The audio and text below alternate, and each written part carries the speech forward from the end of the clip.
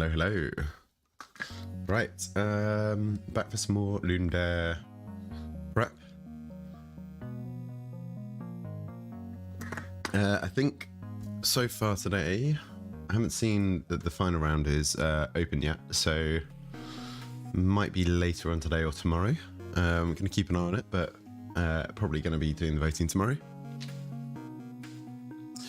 What have we got this week left? We did our Shrine Time last night, which was a bit of a nightmare on the DVD side. The Survivor perks were just terrible to use, so it took ages to try and find any value. But the killer ones were decent.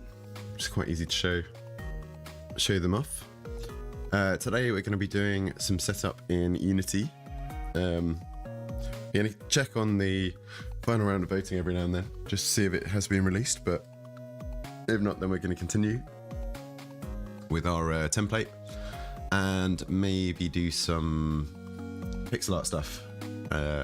Maybe jump back onto the pixel art Pokemon and see how we're doing with that. Tomorrow, slightly later start, around about 4ish. Hopefully by then we'll have the final round voting available and we can do a bit more deeper thoughts into what games we can do for what themes. And then Friday jam starts, I think it's at 7. It's a bit confusing because on one part of the website it says 8 GMT and another part says 7, so we'll have to see what's the correct one. Yeah, so with that, let's jump over to our dev screen.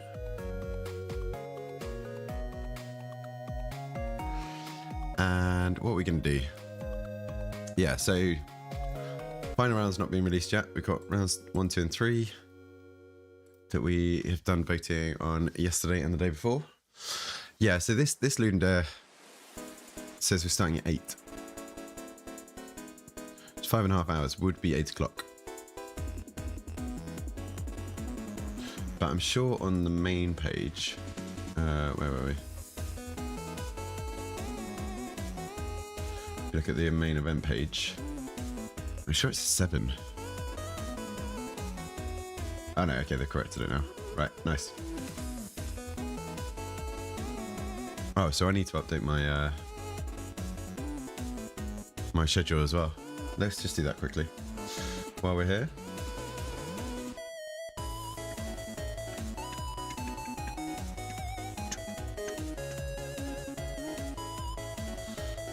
So I just use Figma for most of my thumbnails and templates and stuff like that. So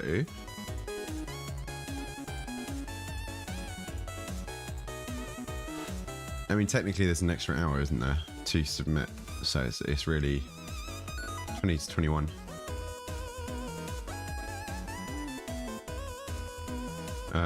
So Figma auto saves your work. Export.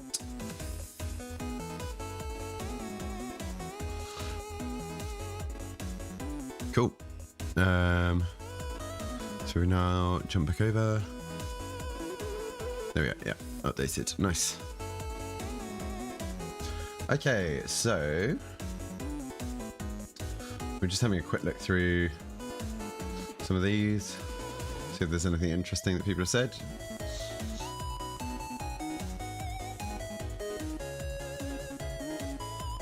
Out of these options, which one is more likely to be chosen? That'll be interesting. Let's have a little look at that.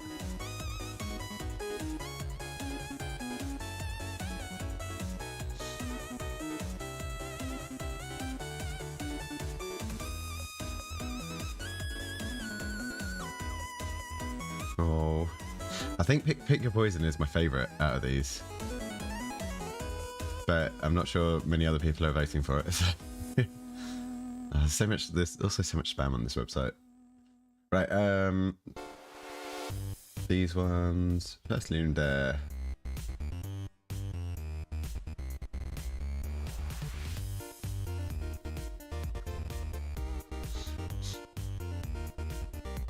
Let's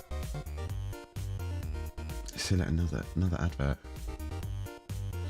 Uh...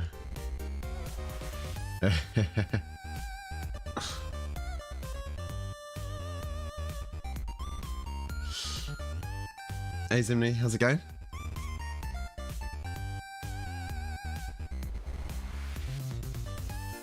What does ChatGPT think? Difficult to say which theme would be chosen.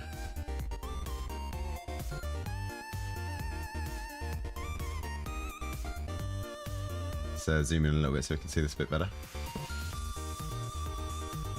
Ah, nice. Have you got like Friday and Monday off for the game jam?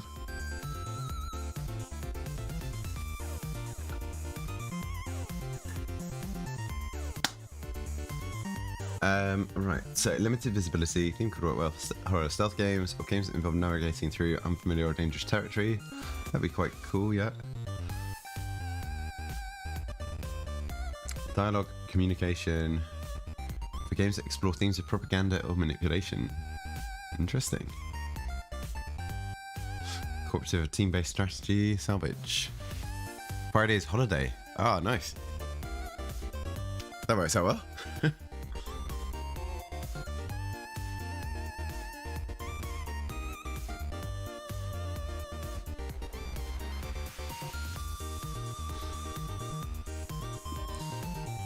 Have any of the themes stood out to you yet?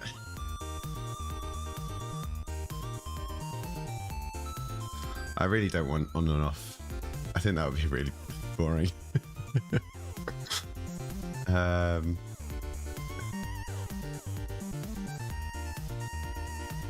Scavenging for resources, trying to rebuild after a disaster. That could be interesting. I'm thinking of stuff like Raft now with Scavenge. I need a new mouse. My middle click stopped working. Where is salvage? Is it here?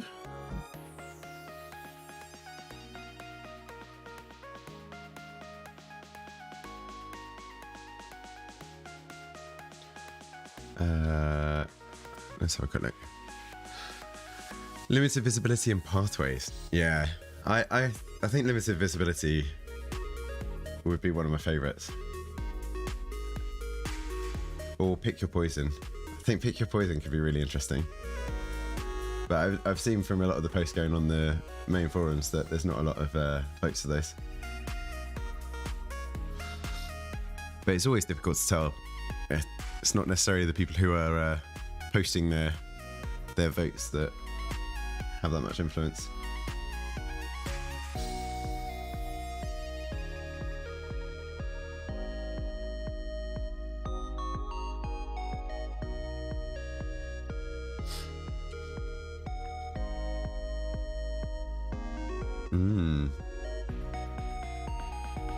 Interesting. This is a bit easier. Have they done that yet? There's someone that normally does that every year, don't they? Or every game jam. I haven't seen it yet.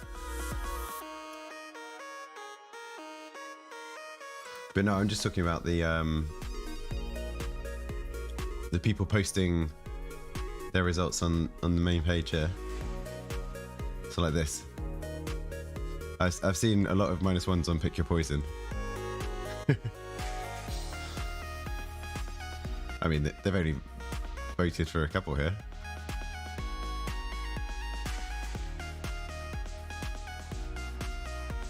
And also there's a few people on the Discord that do show off what they voted for. Where was it? Is it general chat?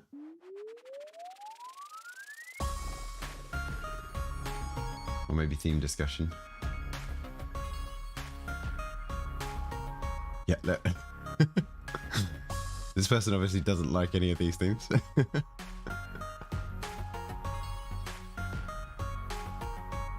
I don't understand how you can vote down everyone. But I suppose it's different themes that people enjoy.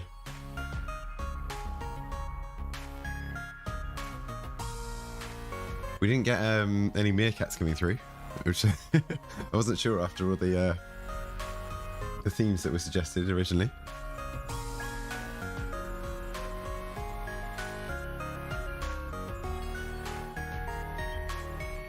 Ooh. That'd be good. Yeah. Cartography is in my top ones.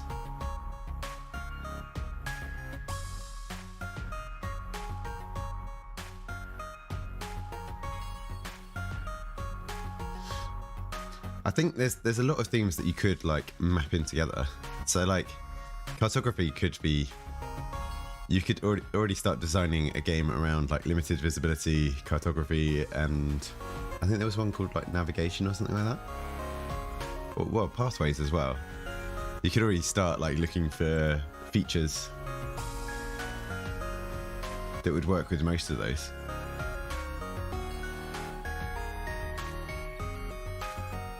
Yeah, we haven't got the final round yet. What do people say here?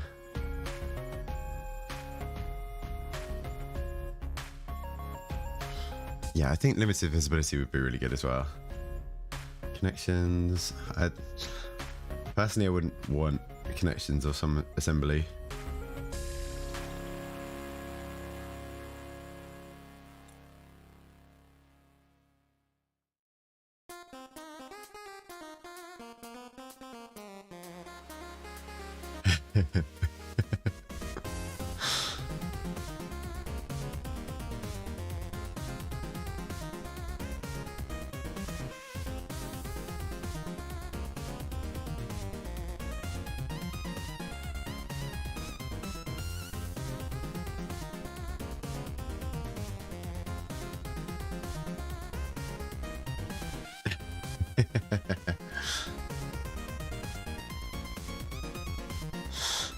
I love this, trying to get ChatGPT to design your music for you. I think people just like maps. Yeah, suggested treasure map last time, and it also got, oh, that's cool. Yeah, was there treasure?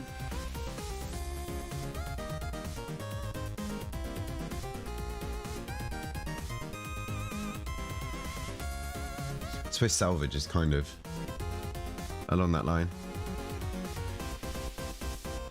I mean, even like delivery and connections, you could all tie those together with some kind of like map making exploration game. It's gonna be interesting.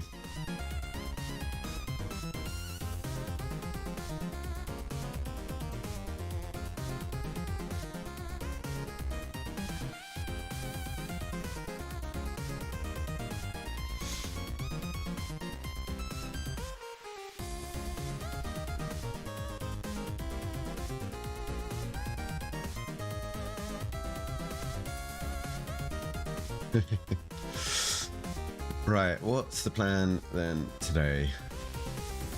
I don't think we're going to get this final round, at least until like later on this evening. So, we're going to start on a 2D template. Just something basic that we can jump into for our game.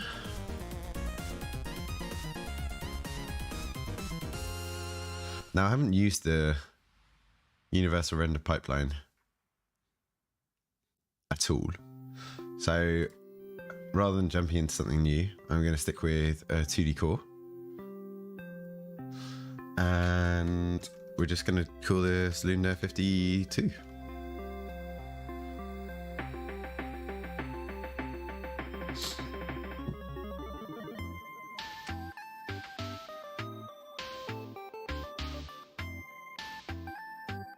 Last time we had a 2D and a 3D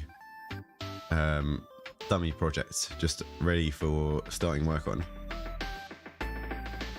But because I'm just doing this one on my own, I'm definitely going to stick to 2D this time. I think what we might do later on, we'll do a few bits on this, and then I'm going to jump over into A-Sprite, and I'm going to pick a Pokemon to continue with. So what did we set aside? So I think what we want to do in our template here is set up a default main menu, just with like boxes and buttons that navigate around. An empty game scene. What I might do is just put an object in the game scene and some kind of background. A test scene that we're going to be using to test out. Yeah, it's not allowed for the compo. That's why I'm like, I'm definitely doing the jam. I need a little bit more time to set up. This is only going to be like my third ever game, but my first two were kind of more like demos rather than games.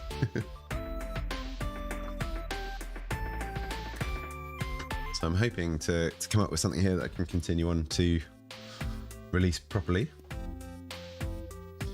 Yeah, so main menu, options menu, so like just basic music and sound effects, volume control. Set up the input system, which shouldn't take too long, and set up a game scene and a test scene just so that we're ready for anything with that. But yeah, we'll have to see what happens here. Takes a little while to launch.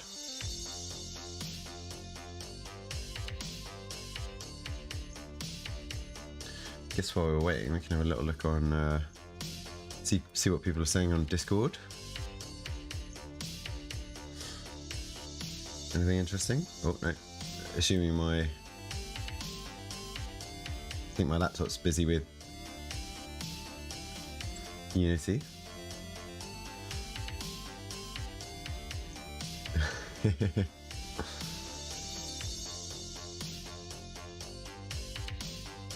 We've got itch all set up, so that's nice and easy to do. Anything new pinned?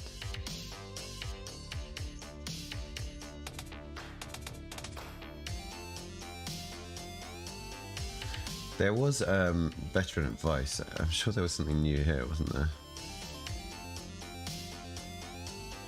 Let's have a little look at this.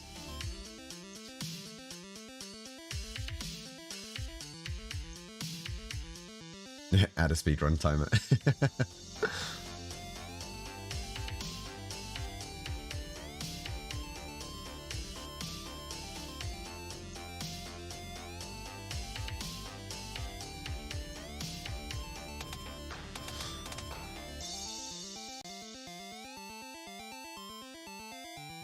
It's 12th there. Ooh.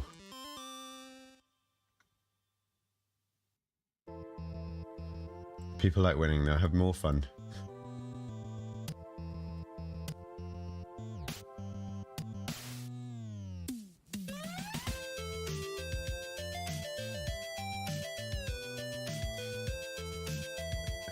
That's quite a good advice, actually. I might see if I can set up a timer.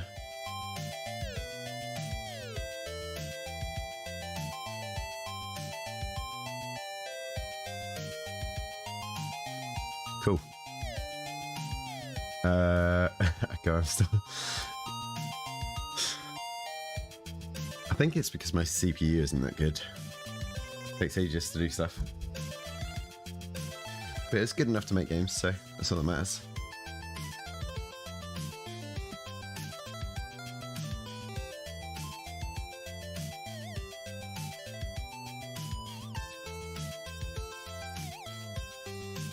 I think what I'm going to do a quick be right back and get a coffee while this starts up. So probably, what, back in a few minutes?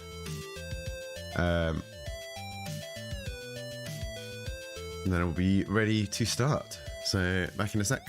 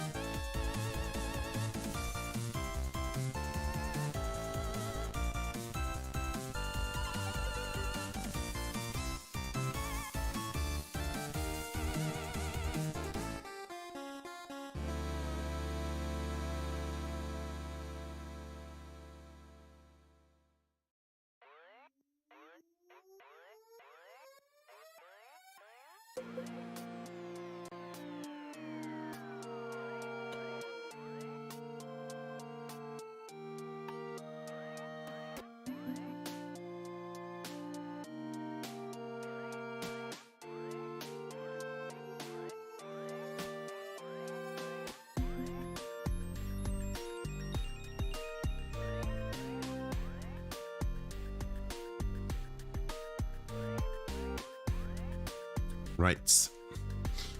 That was probably about the right timing. It's good. Get rid of that back soon. Right. Oh, it's lost my window layout. Did I save it as default? Nope.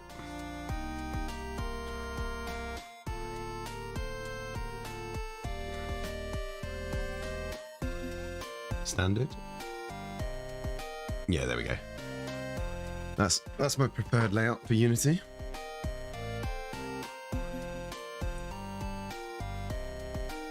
Right, one thing that I want to do is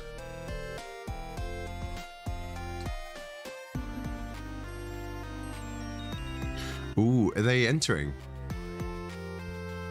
Is it oh, we don't need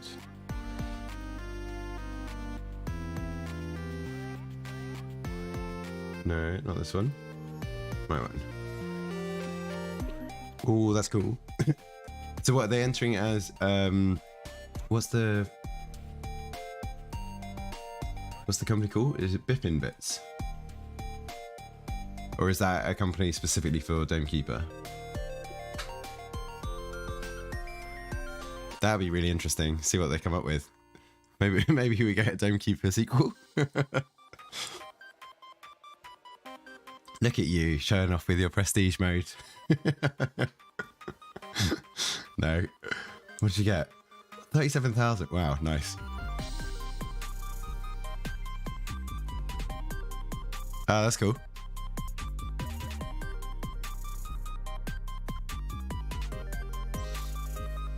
I need to do some more prestige runs. I want to get good at them.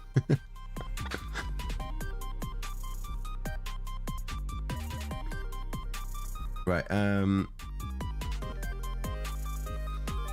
okay, this, only for checking in my work.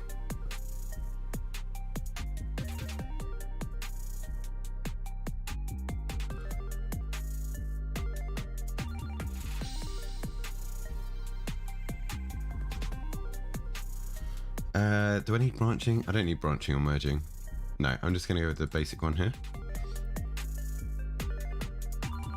You're waiting for the upcoming nerf to Scarab. Oh, nice.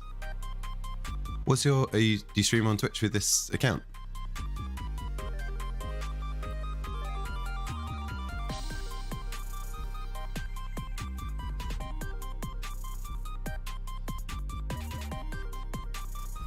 Sweet. Okay. Where do I go?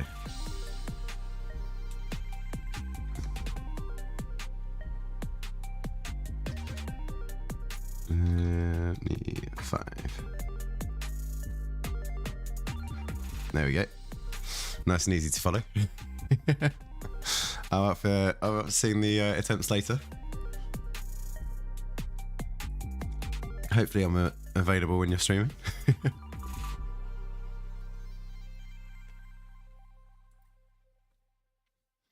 No worries. I mean, you've only got the one you follow from me, so I don't think there's a lot of people watching at the moment. How are you finding miner mode? When I first started Prestige, I thought that would be the one that I enjoyed the most, but I realized like having the breakup of the waves and having like the potential endless of normal Prestige, I think that's my favorite at the moment. But I've still not got any good scores. I think my top score is something like 2,000 or something. So a long way off.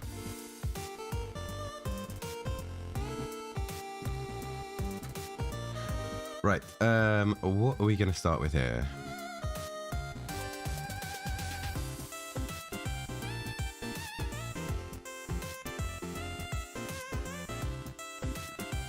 I think it's awesome, but it's an extreme grind. What minor mode? I guess with minor mode, it's a lot of like, there's a lot of resetting based on if you can get the tree, right? Not only do you have to get a green layer fairly early on, like layer 2 or 3, it also has to be the 50-50 chance of getting the tree. And then also you have to have a good spot to plant the tree, right? Hope, like, if you want to go for, I imagine if you want to go for top scores, you almost have to have a double cobalt tree. Oh, really? It's already... yeah, that doesn't surprise me, to be fair.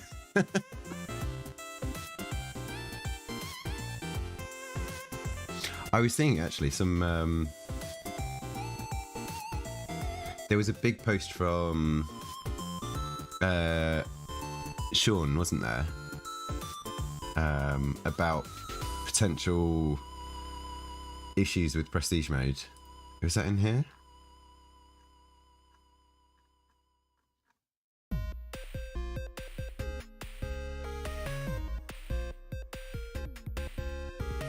You don't want a tree at all? What?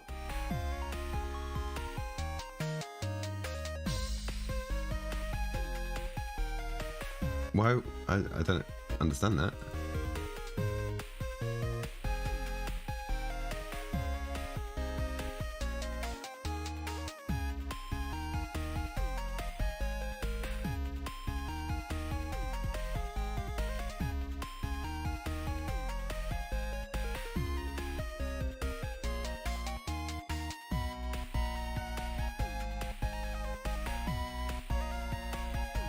Yeah, I'm sure I saw somewhere there was a big post about like things that could be things that are issues. And one of the things I was thinking of is like how the tree is highly valued in like long prestige mode. Then I suppose with the tree, it's not going to grow enough in minor mode.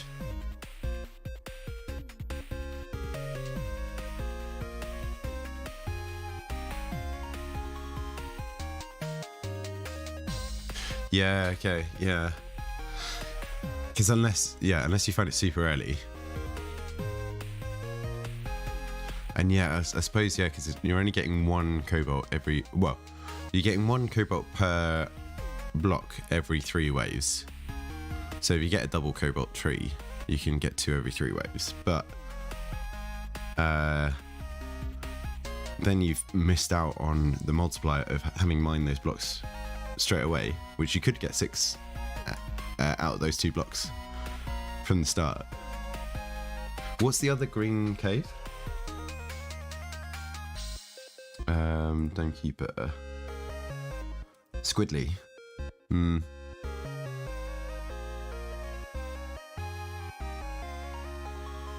Oh, right, yeah, of course. Yeah.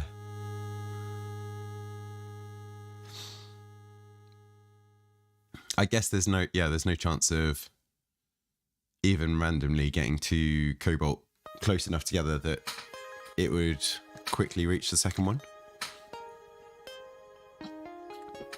I'm sure you guys have optimized it plenty.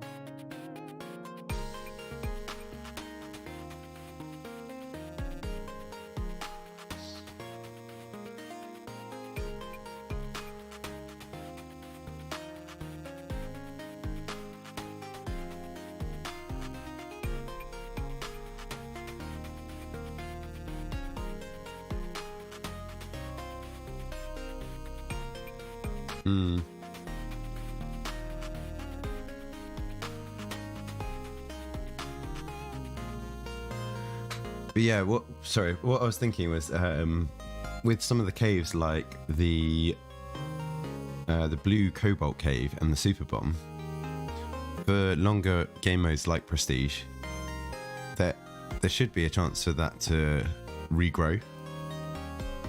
So then it would be as relevant as some of the other caves. Obviously, the X-ray is really good. The zoom out is quite useful. The one-way teleport is pretty decent. But I suppose it varies a bit depending on which mode you're playing as well. Right, I'm getting distracted there. What were we going to do? We were going to do... So we've got a default setup. Let's commit all of this as our initial...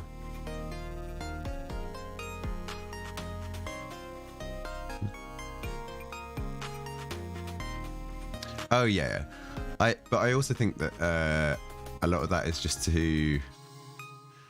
A lot of that is because for YouTube you need to dramatize things a little bit more, right? I don't think he truly believes that. I think he just wants to like nudge people in the right direction, and or maybe he does. I don't know. I haven't seen a lot of his videos.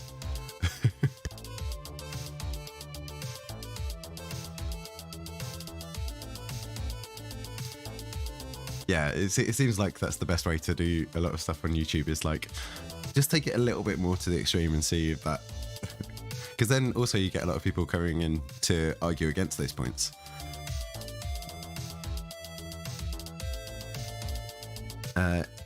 Initial commit.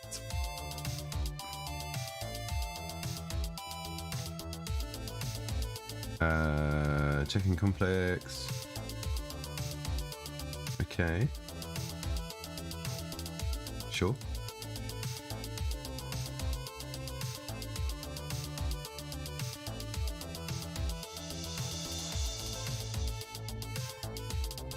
Okay, let's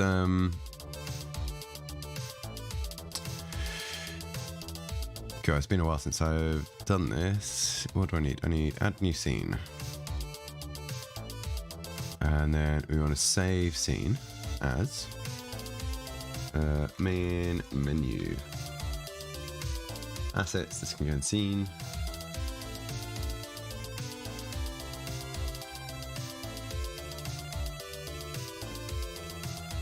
Wait, story about what? I've not heard. Anti-Elvis merch.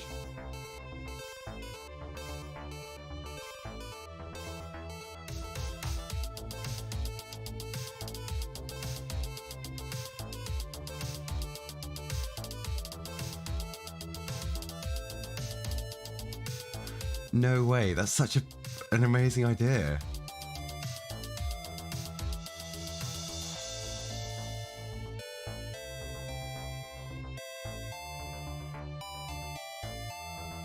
Oh my god, that's so genius.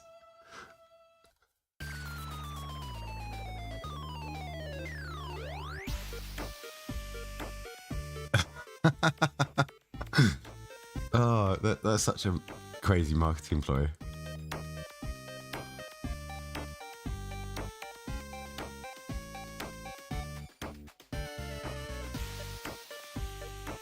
Selling I hate Elvis buttons. Because not only does that give people who want to show that they're against it, it will also encourage people who do support him, who are like, oh, yeah, but everyone likes Elvis, so I don't need to buy a button to say I love Elvis. It would encourage them to consider their support more.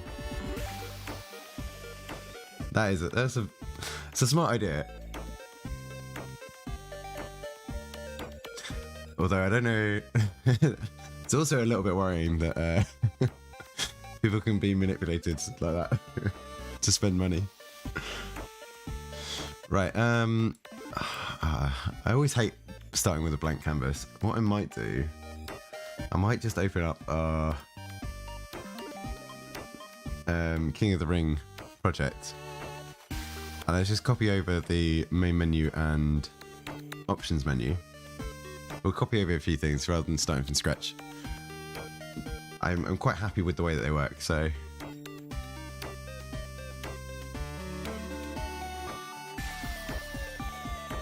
We're gonna rename this.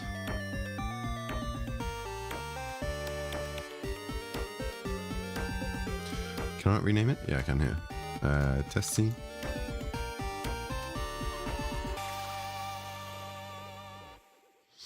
And we're going to duplicate. And this will be... Actually, no, I don't... Oh yeah, we want the main game scene. And we'll see... Oh no, don't want to do that.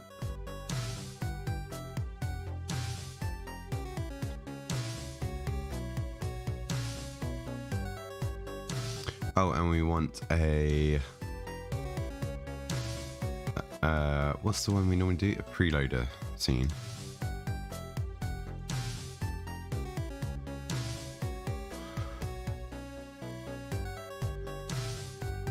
Right, main menu, game scene, test scene.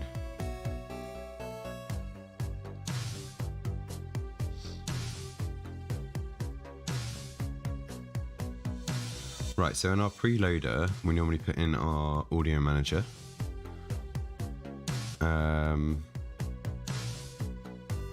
Yeah, there's a few little things that we can add in here when our old game opens up.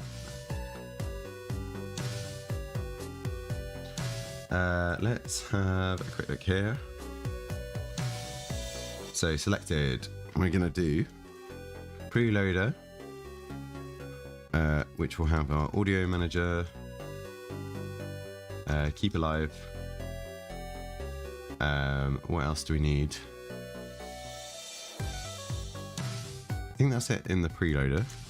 Main menu. Main menu is going to have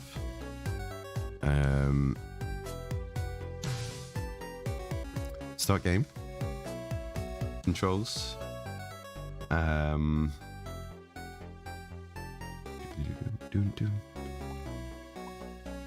what else do we want?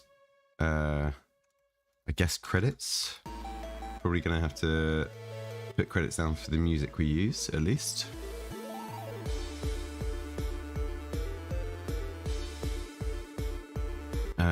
Options. And the options screen is going to have volume. Actually, no, let's do music, volume, sound effects, volume. What else could we do?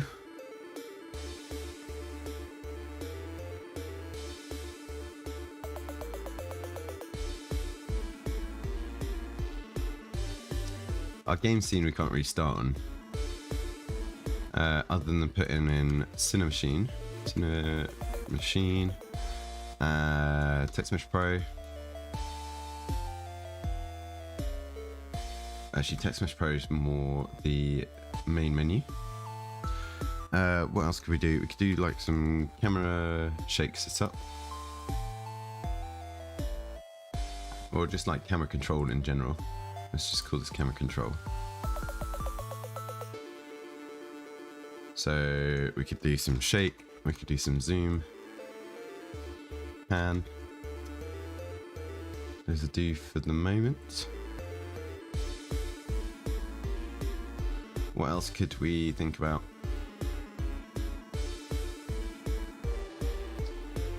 Sprite libraries.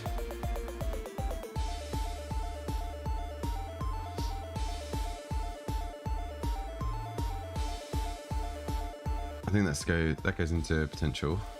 Camera control can go into potential. Lighting goes over here.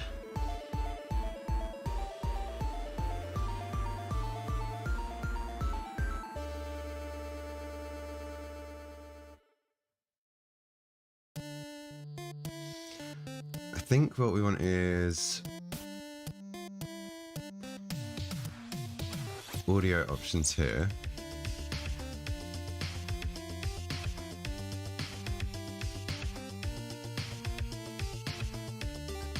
And where did we get our...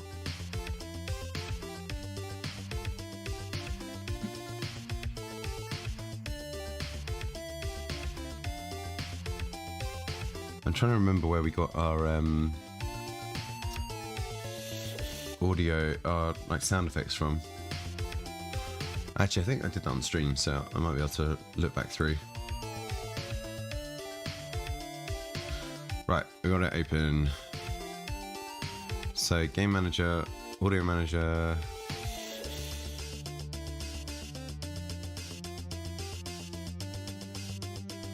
I wonder if we can just copy this across.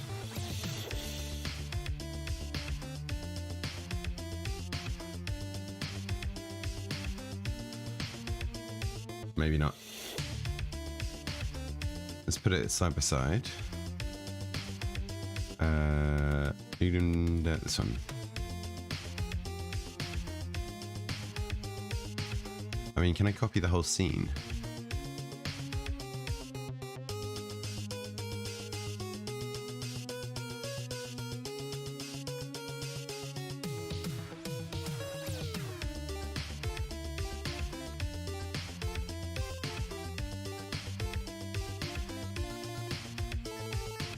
Okay.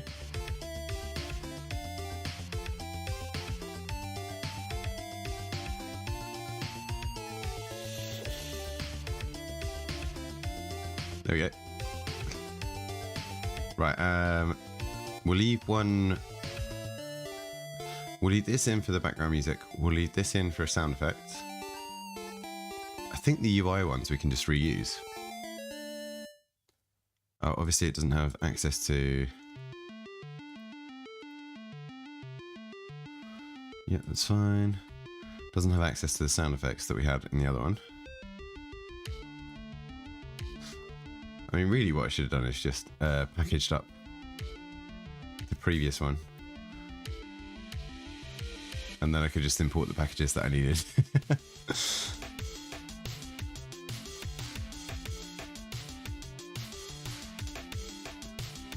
Right, don't need anything on that.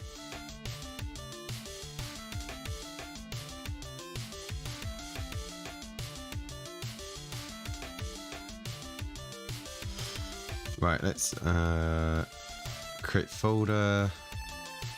We're gonna have a scripts folder. We're going to have, we've got a scenes folder. We're probably gonna have a prefabs folder. We'll just get rid of anything that we don't use here. Fonts. I think this basic setup is actually pretty good. Audio, animations. Ooh, animations. Animations, art assets.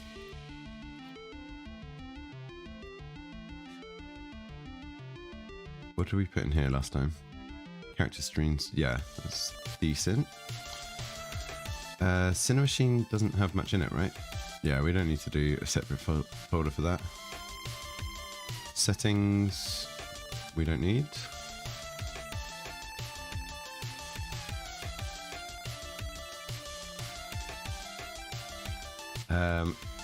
Windows Package Manager, let's make sure that we have the ones that we want to use, which will be TextMesh Pro. It's already installed. Wait, in projects. Okay, yeah. Cinemachine. Cinemachine. Install.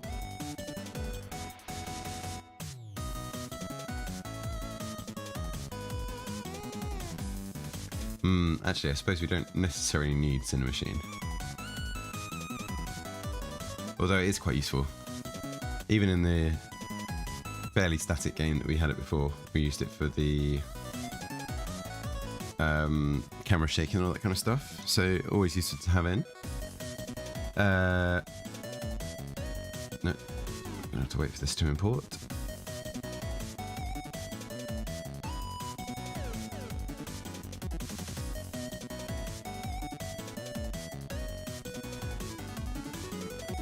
What else can we have in?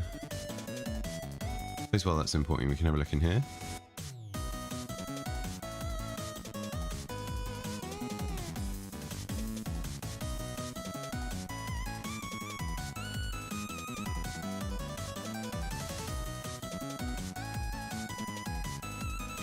think we'll have a look at this, but we might tweak some of these.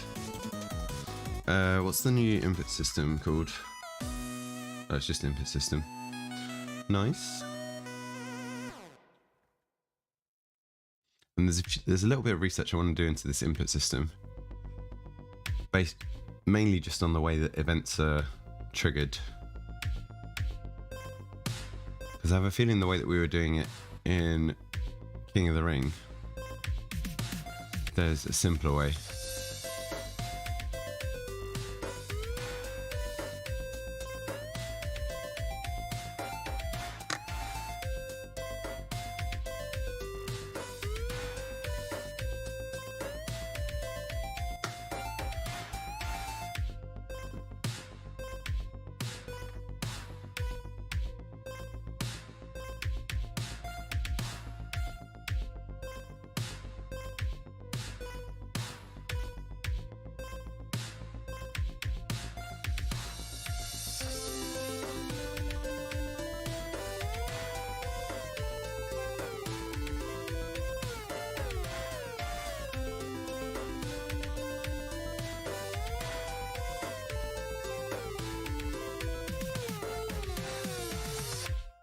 What else do we need?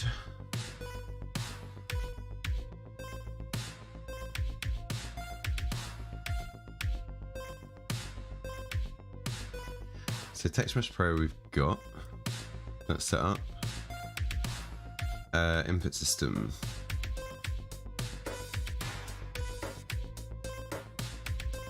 Oh, that's so I can spell it right.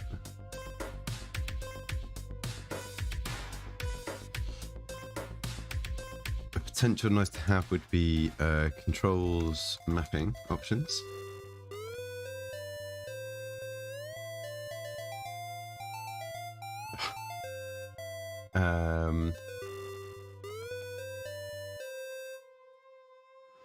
Yes, restart.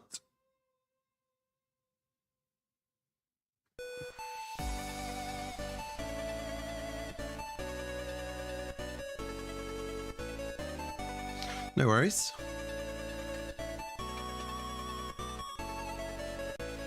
You're not missing much. I'm just installing packages. Oh, it's restarting the project. What else? I think we're gonna keep our Keep Alive script. Level loader, yes, we want to keep. Main menu manager, I think we want to have a look at, because that might not be the best way to do that one. And the same with the options menu. But preloader we want to keep. So these three we definitely want to keep.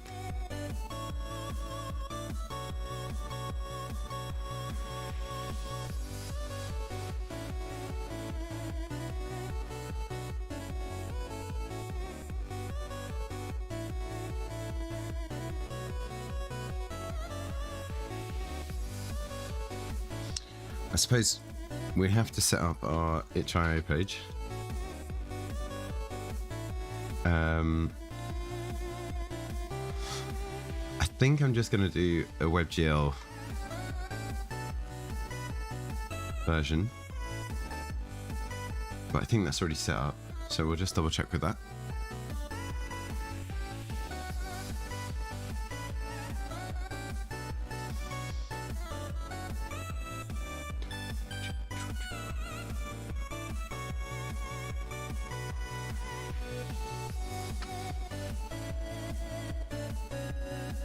Should be a lot easier to set everything up this time, because also I have the backup of looking at the old project if there's anything I got stuck on.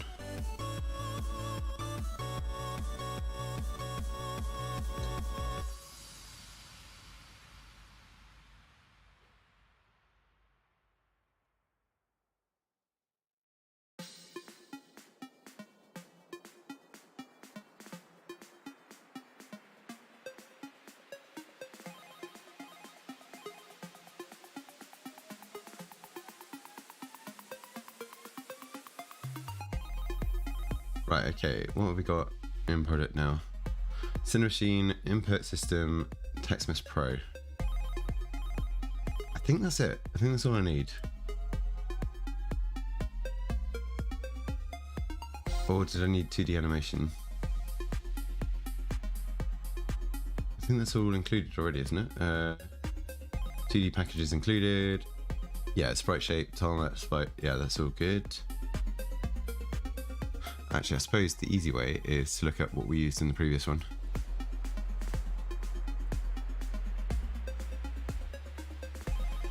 Let's just check these are the same.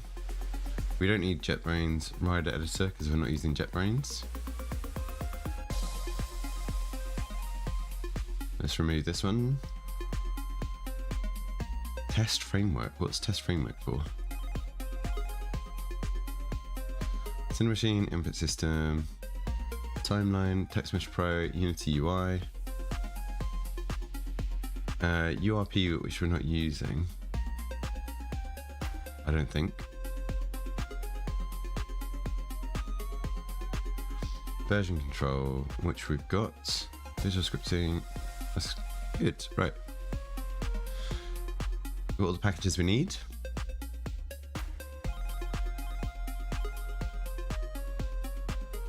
I think we've got a decent folder structure. Let's do a UI folder for scripts. We said we're going to keep these ones, so we're going to copy those across. Can we paste? Can we just click and drag? Yes. I'm going to copy these two actually as well, and then we'll open them up and edit them in here. What other scripts are going to be useful? I mean, the character movement script is actually quite decent, but we'll have to make it a bit more generic.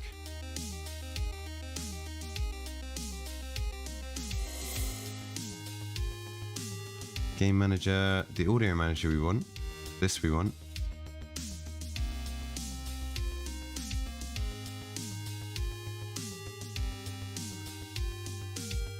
Oh, didn't mean that. Let's create a game management.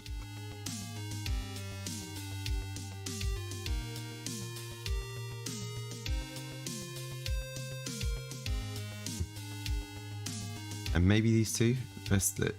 What we'll do, we'll copy them over and then we'll delete and edit and see what we can work with. Helpers. Yep, we want all of those. Can I just make the whole folder? And then what's in variables? I think variables are versions of. We're definitely going to need these two.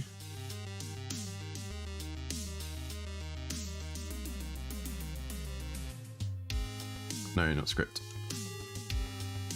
Get rid of that. We want folder.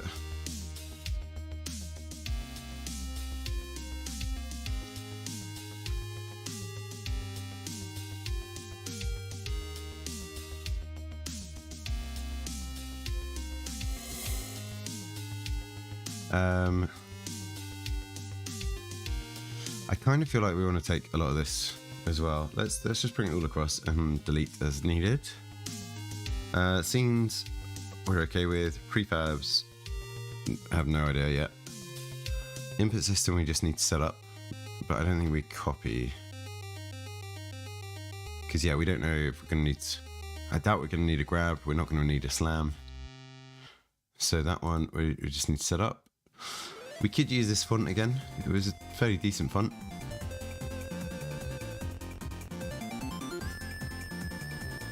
It's just standard pixel art font.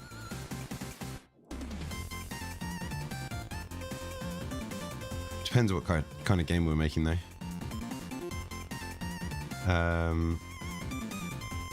So let's leave that for the moment. Cinemachine. What's that going to go under?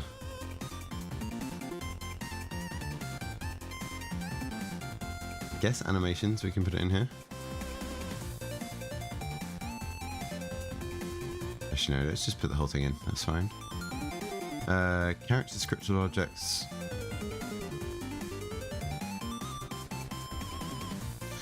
Something like the base stat is actually quite good. I want to have something ready for scriptable objects. SOs. Let's put base stats in there. Audio. I think UI stuff we can transfer over. That's fine.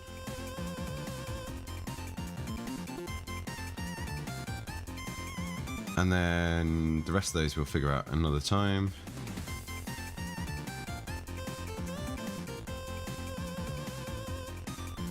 Sorry, art assets was the next one. So sprite libraries, screens. That's all to be done when we're doing the jam. Animations, crossfader we can bring in for animations.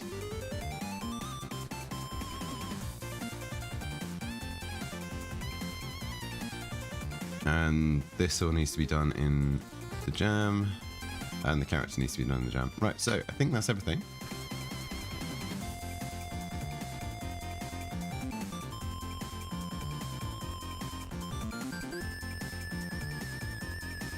So let's have a little play around here.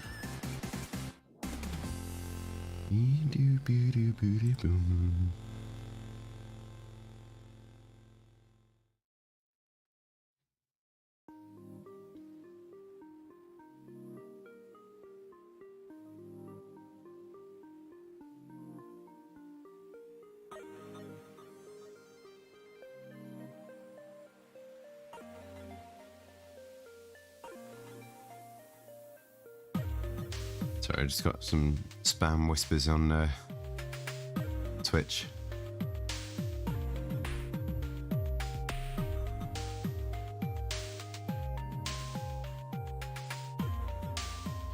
So annoying. So much spam on all of these channels. I had to do it on YouTube where comments could only be from subscribed profiles, because otherwise you just get bots posting links every 2 seconds. At least Twitch gives you an option to say their accounts have to be like verified by email or mobile number and stuff like that. It's a bit of a better setup. Right, so we can collapse this back down to a normal size. Preloader, game manager, audio manager. So we'll get rid of most of this. We'll probably get rid of that one as well.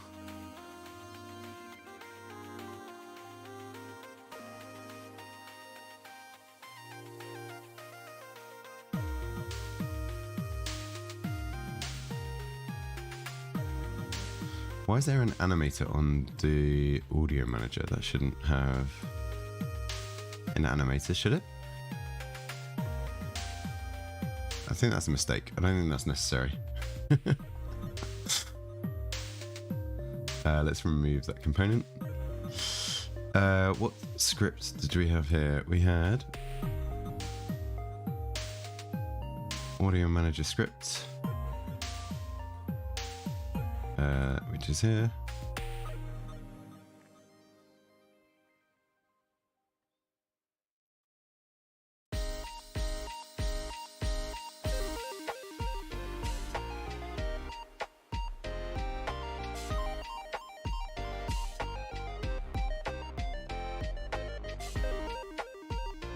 And in our game manager, we've got our keep alive and the preloader script.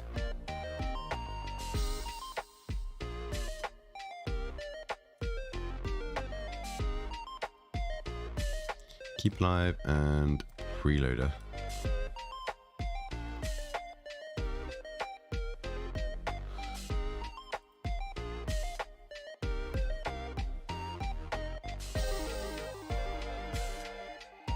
Where's that? That should be on the game manager.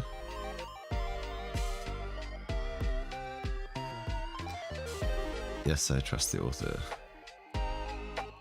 Uh,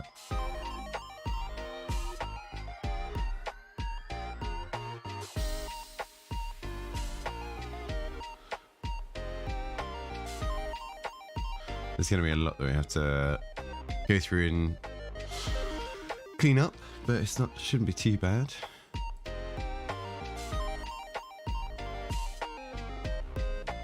Is that the only error? That can't be the only error.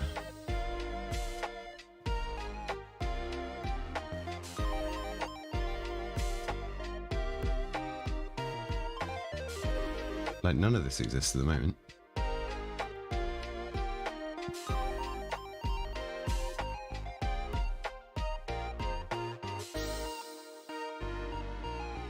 Oh, all of these don't exist though. Enemy spawner, you can go.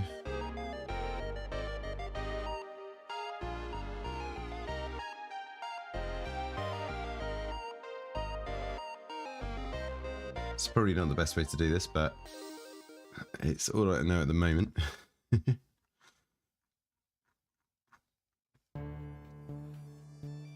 Right. Let's see if it stops complaining.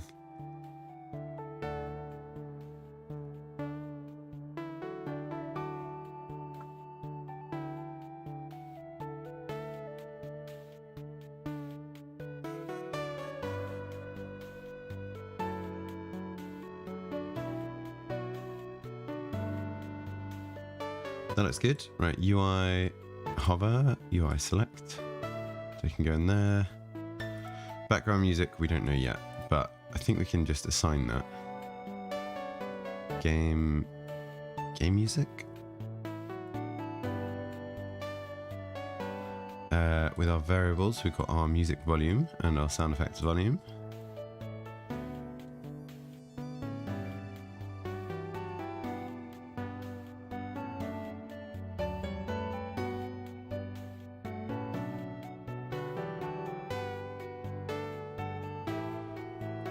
Right, so we save this, and on the game manager, the preloaded scripts, which is going to be here.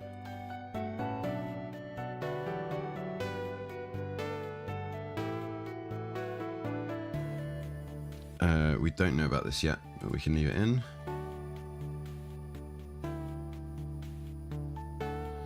Audio manager, I think we can get rid of a whole load of this. So we just need one example.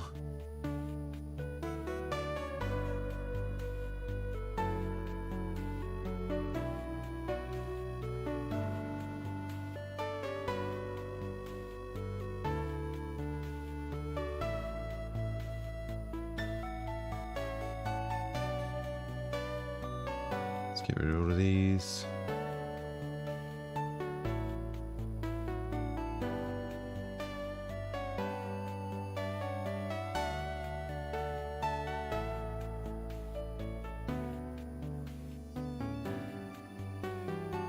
What do we want? Let's call this example SFX. Let's get rid of all of the other ones, apart from the UI stuff. That's fine. Pitching is fine. Main menu game music is fine.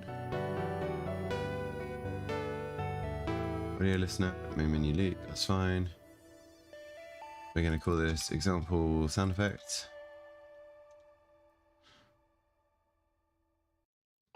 Sound effect volumes, we don't know yet. So we just got those three.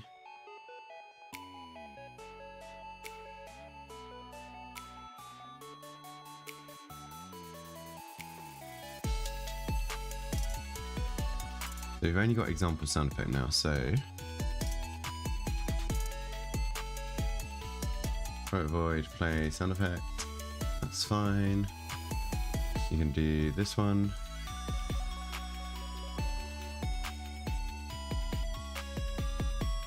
UI is fine. Music volume is fine.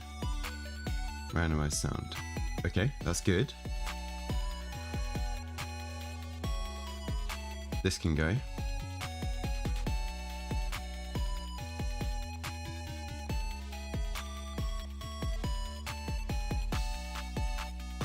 Those are all fine. This one also goes.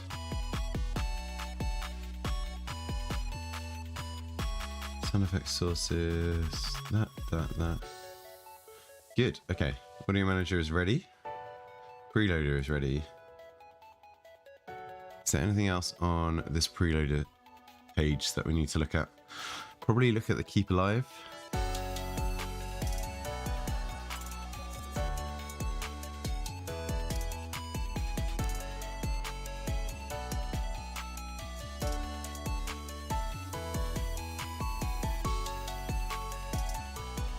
That looks good. We need to, in our audio, I guess our example sound effects can just be UI hover again. No, UI hover.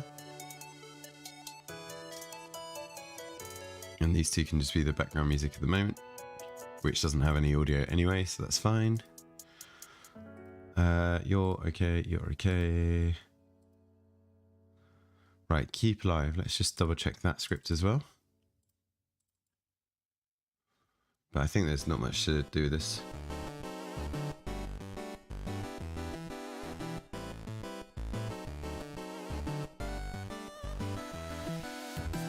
Yeah, that's fine. So this script, all it does is looks at any objects that the script is on. So this game manager, and just make sure it persists into other scenes. So when you move from the preloader into the main menu, we only have this one audio manager that does all the audio for all of the scenes. You don't have to worry about like the music stopping and starting and all that kind of stuff. It's all sorted. Okay, so that's preloader setup.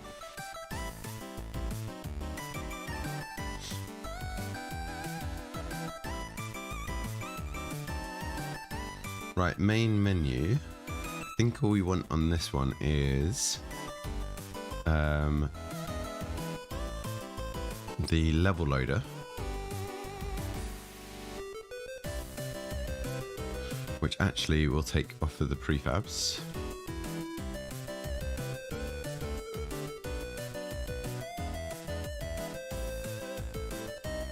And we'll dump it into here. And all this does is it's a black screen across the game scene, and as you load into the level, it fades in, and that's it.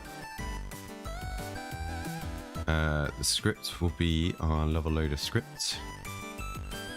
Why can't I add it? Oh, because it's in the prefab. Yep. No, this. Transition. Oh yeah, we need the animation, don't we? Crossfader. No, we've got crossfade. Let's just have another look at the prefab here.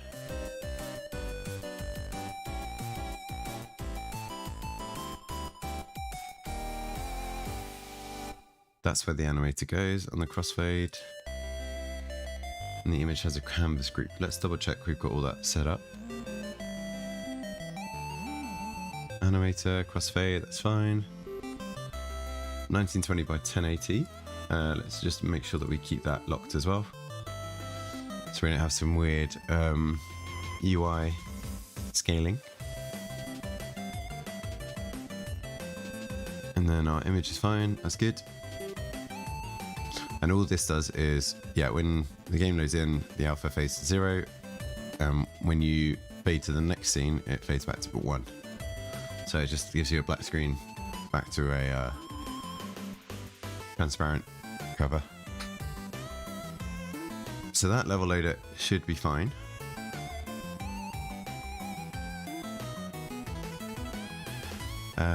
What else did we have set up on our main menu? We had our menu system, and we had an event system and a main menu manager. I don't think we necessarily need this.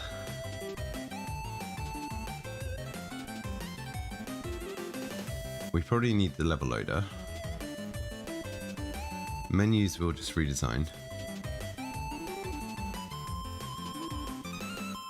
This shouldn't take too long. Just having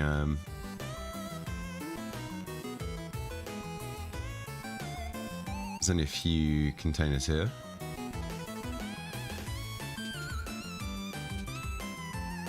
And that's just a little tiny bit of UI. That's all good.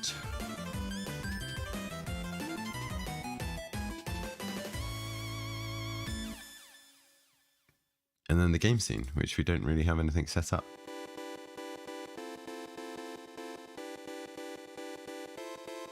Let's just do a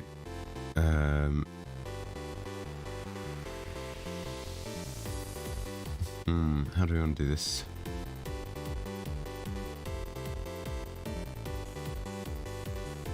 I think we just want a main canvas here. No, we're on the main menu, please. Set active scene? No. Let's save this. Let's unload that one.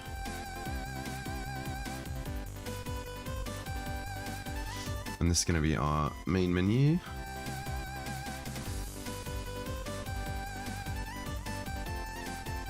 Let's turn this off for a moment, just so we can have a look at this. This is going to be... wait, it's just overlay, isn't it? Scale with screen size 1920 by 1080.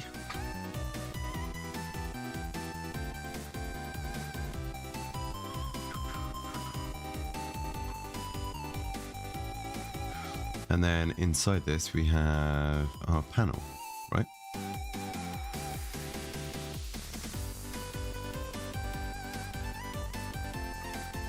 So this would be menu background.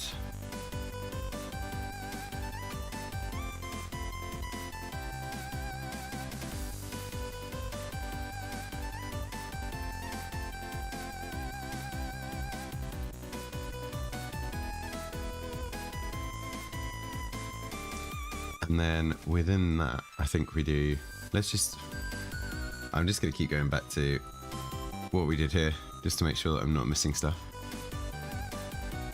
So this would be our menu canvas. That's the canvas, right? Screen space.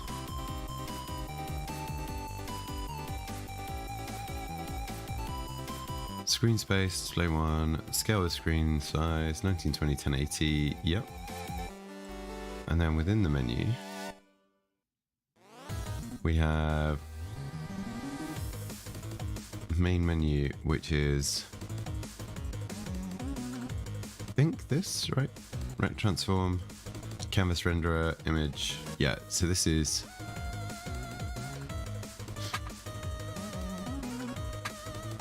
okay, so this is menu canvas. This is main menu.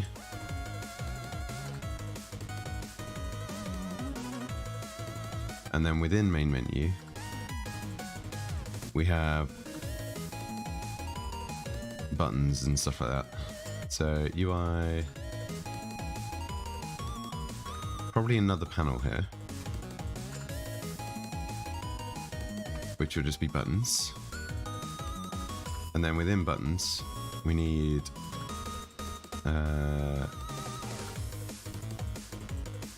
so this will be start game. And we'll duplicate a couple of these. So options, credits. I don't need credits actually. Quit. Start options quit. Yeah.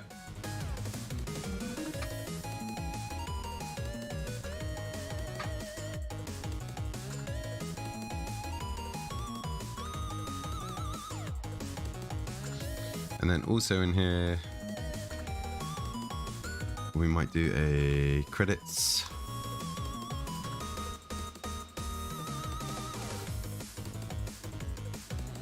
And then a new panel. This is going to be our options. And then within this, we again want buttons. I think we want buttons and sliders. Yeah.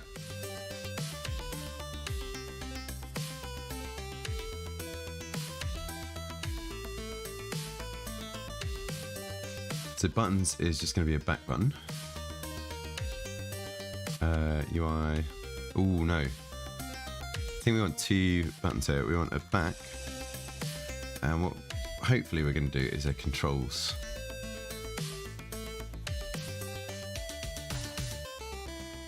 And in sliders, do we just do a slider here?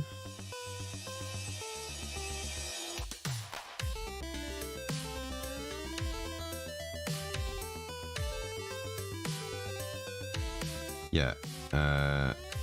So UI. This is another panel, isn't it?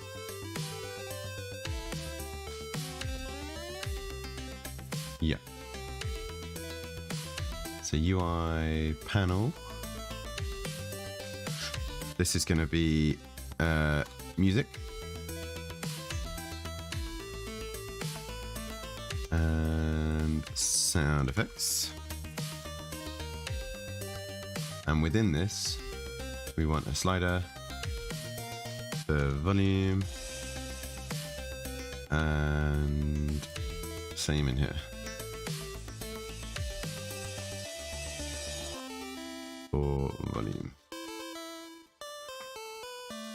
Okay, I think we're getting there with most of the setup here. I mean, text and background images and all that kind of stuff comes later. That's all fine.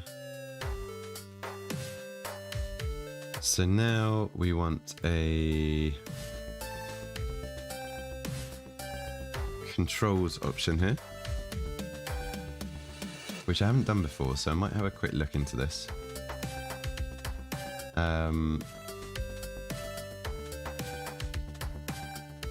Buttons.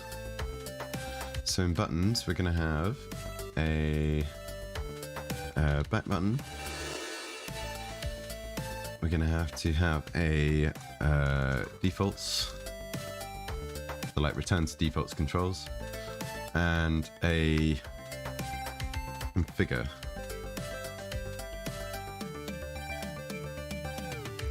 Defaults configure defaults back is what we want.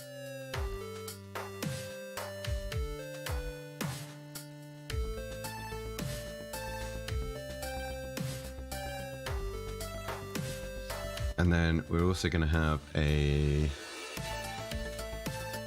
panel which displays the current controls.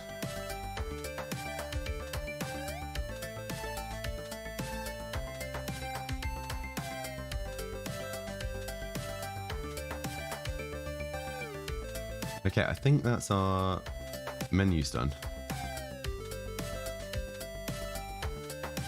Yeah, when we did this, this is just this is all just text. Where we said like move is A or D, jump is W or space. But with this one, I want to have stuff showing. So that's all good. And then main menu manager. What did we do with this? Oh, just the various UIs. Can I copy that across? No.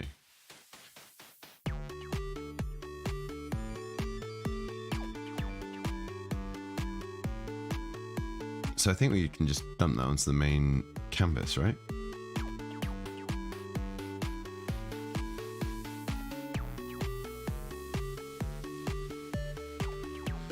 Create empty.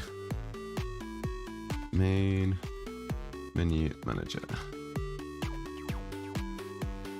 And we'll dump that on there. Right, main menu UI, options UI, controls, and level loader.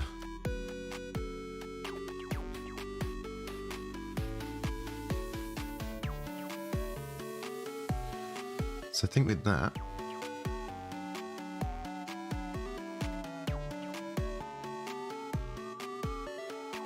maybe that's the main menu setup. There's obviously going to be stuff that we've got to configure here somewhere. Obviously all the buttons and all that kind of stuff.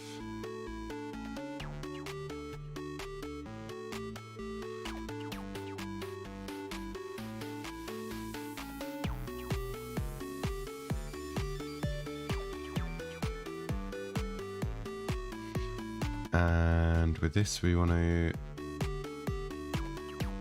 start clicked, I think. Actually, we can already set some of this up. Obviously on the options button, we're going to want to go to the options clicked and quits.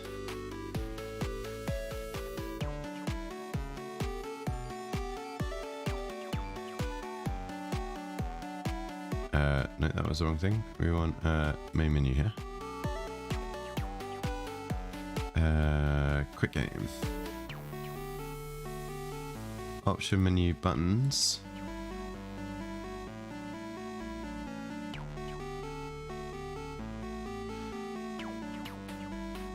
Options return, I think. Yep.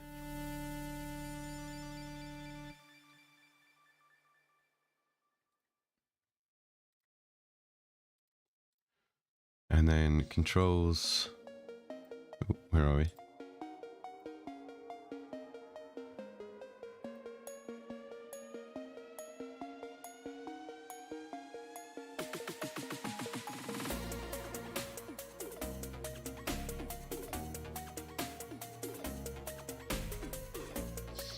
No, we're going to have a look at the code a little bit now.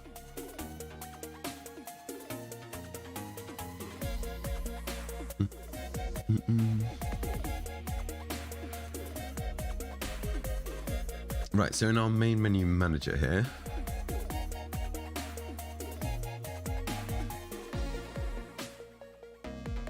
on enable, we check for options menu return, and that does options return.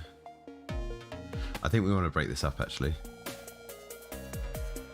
What have we got on our options menu?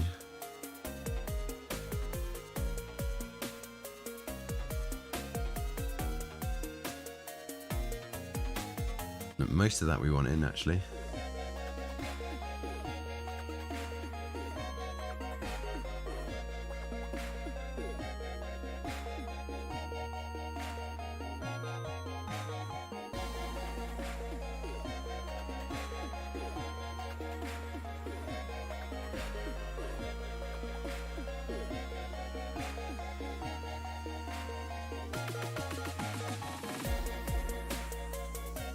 I think our options needs the script, doesn't it? Options menu script, yep.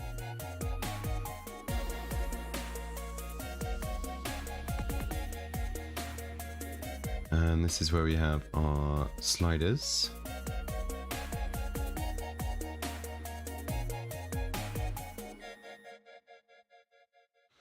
This is where I shouldn't just call them volume, right? Okay. Gonna be music volume, and you're gonna be SFX volume.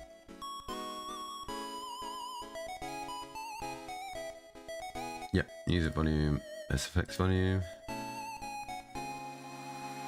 And then these are our configured variables.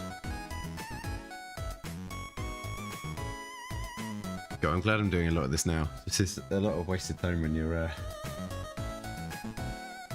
on a deadline.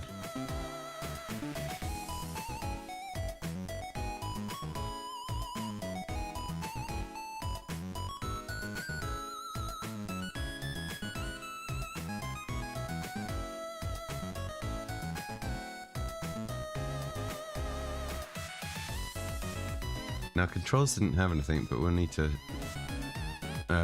add some stuff on that.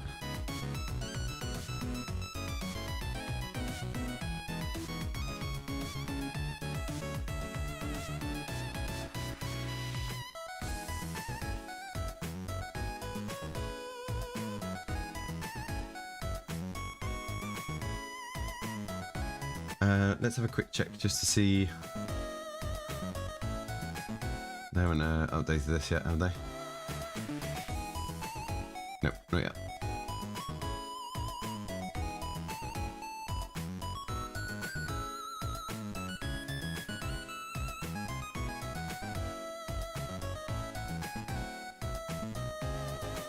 Okay, what else can we have a look at?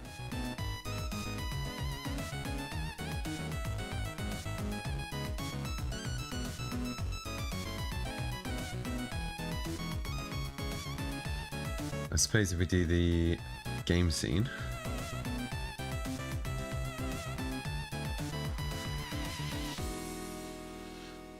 The main thing is the level loader. That goes in.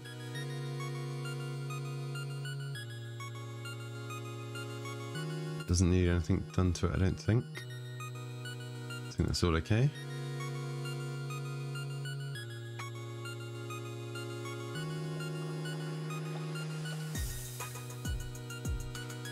Now the main camera, I can't remember how we do the Cinema Machine stuff, so I've got a feeling what we do is we go Windows,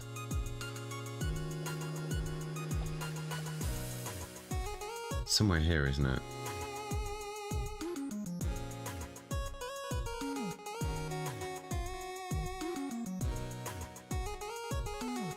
No.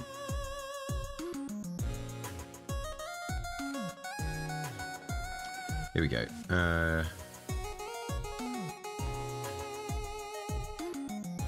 Do I have to have it selected? Yeah, here we go. Virtual camera.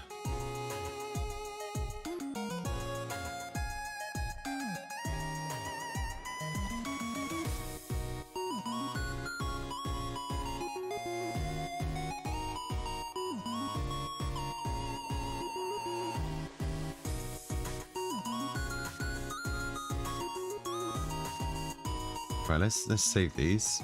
Let's unload this scene.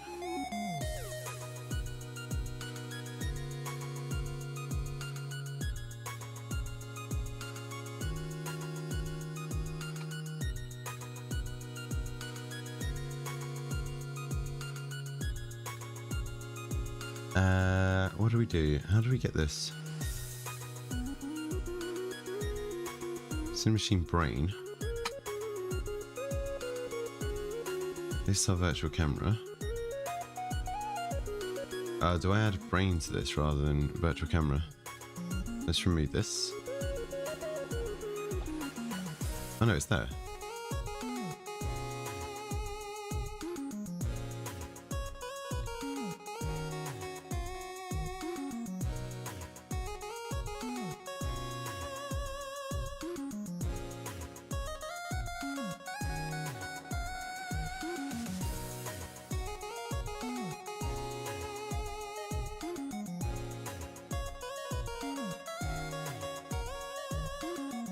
Yeah, I can't remember how to do any of this. I might have to watch another Cinema Machine tutorial.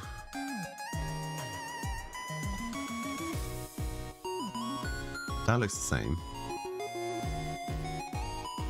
Pipeline is the same. Shake was just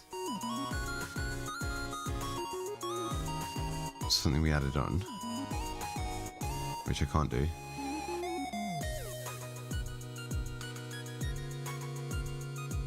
And then, yeah, I think we just had nothing selected. Components. No, that's not how you do it. Cinema Machine here. Here we go. This is it. We're on a virtual camera. There we go. Right.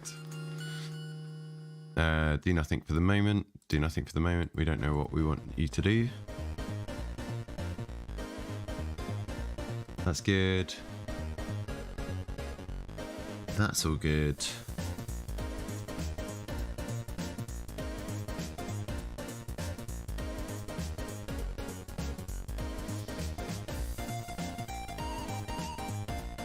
And then menus we're going to need.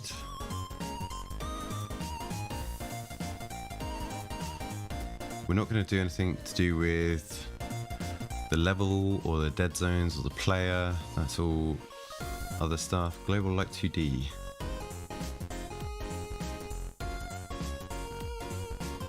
Can we add...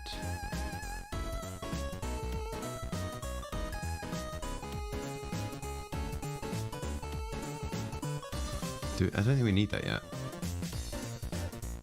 And just as we start our game, we'll figure out what we need for that.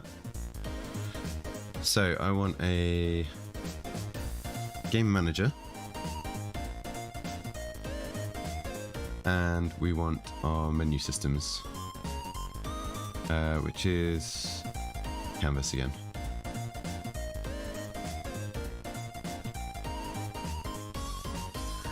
Menu, canvas, and yeah, in this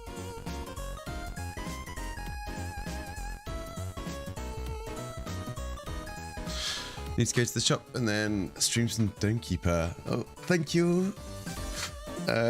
Yeah, looking forward to dropping in, hopefully. Good luck with the rest of the setup. Cheers. Yeah, thanks for dropping by, and yeah, hope to catch you in a bit.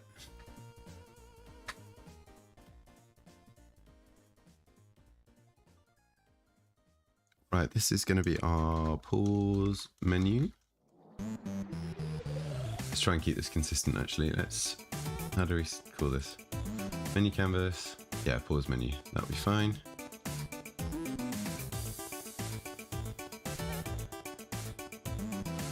So this will just have a buttons panel.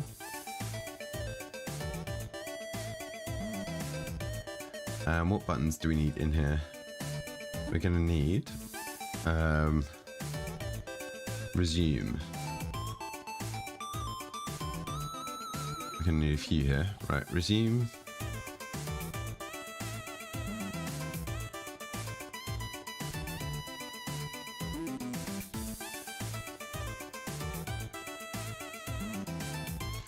Options.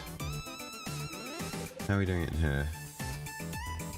Start options, quit. And then in options, we have controls. So options, main menu,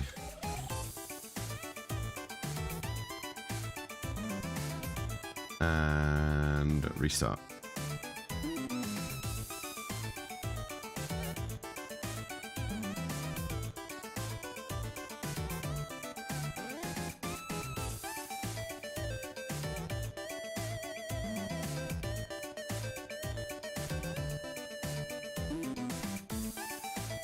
And then this same options menu here and the controls menu. Wait, we call this main menu options menu, so this is going to be controls menu.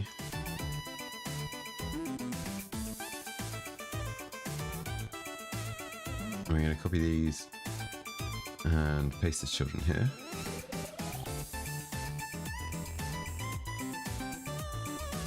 And I just realized our screen space here needs to be scale 1920 by 1080.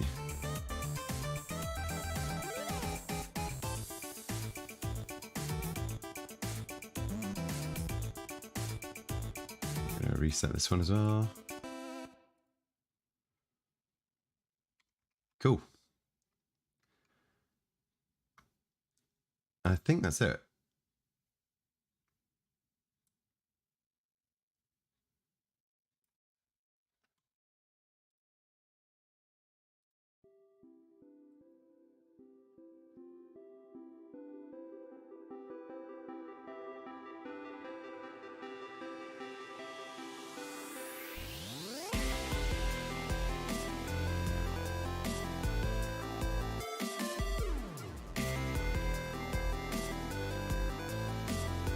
Yeah, the only other things now are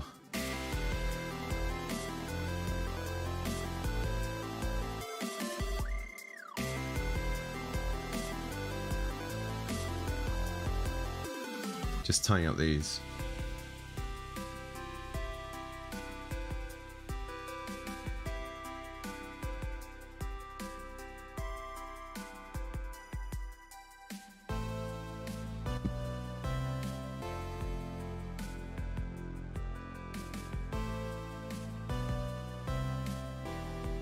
So we get rid of that.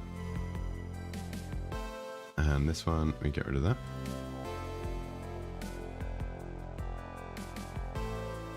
And then we just need our game manager to do stuff.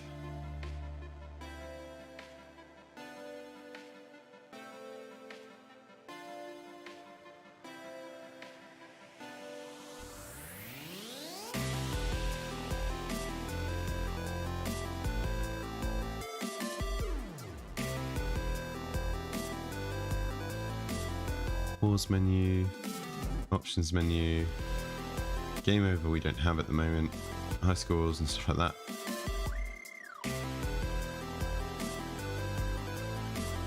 We're going to come back to those. Right, if we load in this scene, unload, what we're going to do, I think we're kind of there with some setup here. Let's see what happens if we just click play here.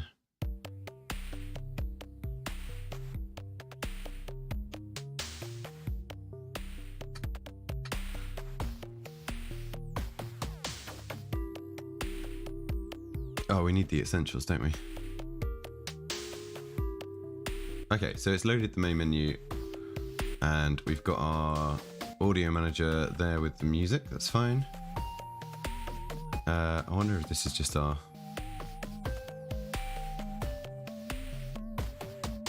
That's fine. Let's import this.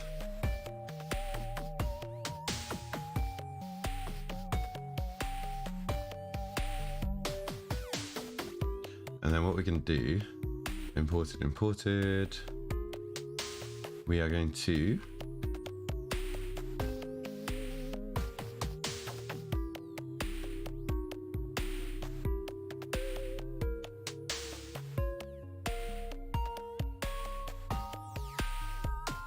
initial, right, let's see if it lets me check in now.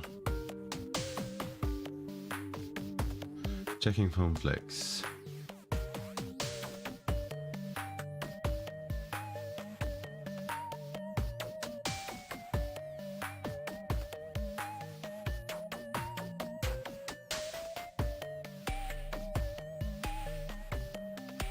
There we go, okay.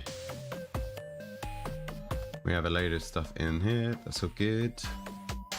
Don't think we need branches tab.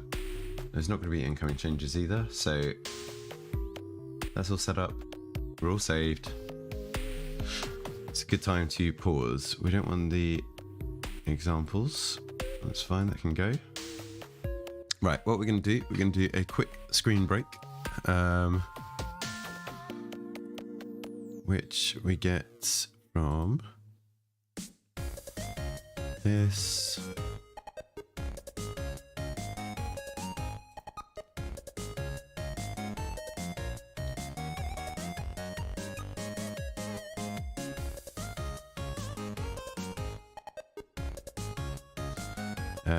Be right back.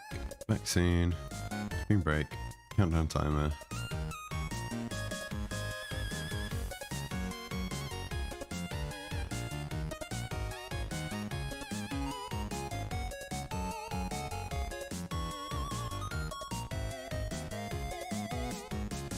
Right, yeah, what we're going to do, we're going to do a 5-minute break to go and get a little snack, quick loo break, and stretch your legs and all that kind of stuff. So, back in a few minutes. All right, cheers.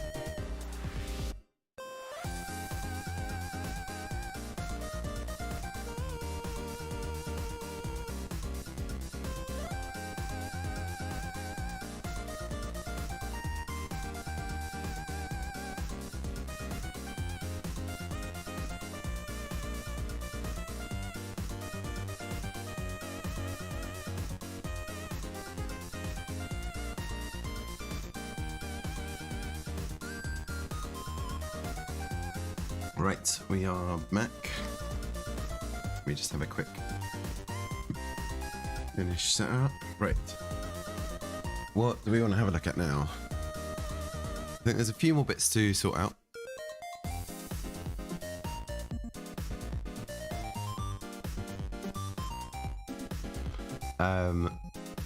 So we've got our preloader. We go into our main menu. Let's unload that scene. Let's hide the level loader. And then by standard, these will be turned off. And let's just do a stretch right align with the buttons.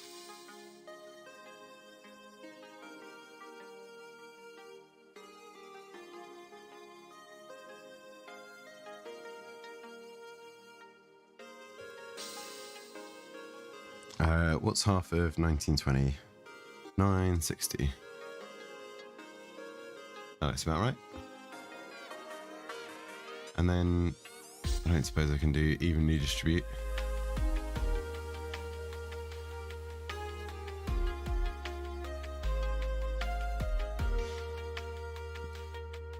No, but I don't need to.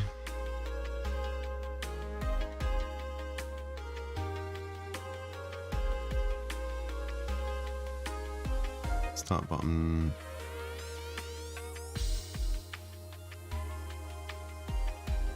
No, let's not do that. Let's do center line.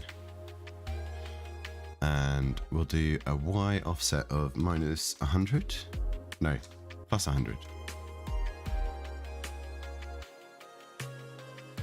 What's a good size button? Like 200 pixels, maybe?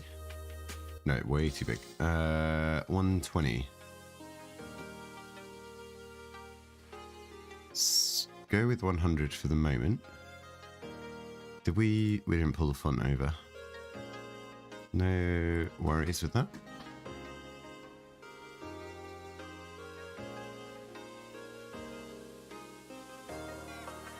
Let's call this start. We'll save as that. Liberation font. We'll bump the font size up. We'll bold it. Options, we want to say options.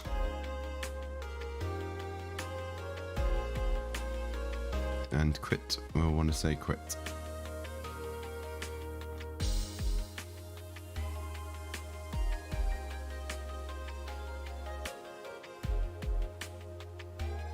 Height, let's go with 120. Width, we'll go with 300. That's too big. 280.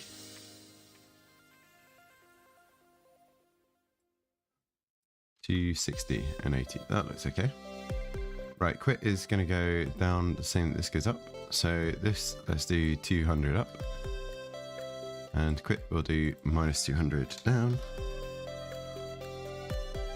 And then these two, actually all three of them, let's set the same font size, so like 32, no, 36, 38, all bold.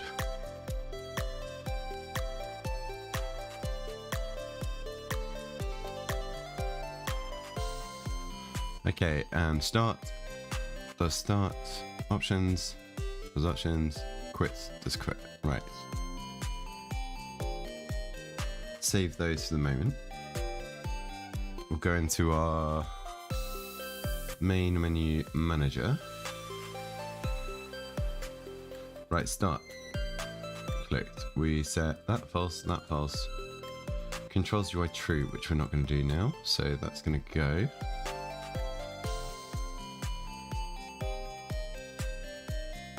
Right, we're going to rename this as start game.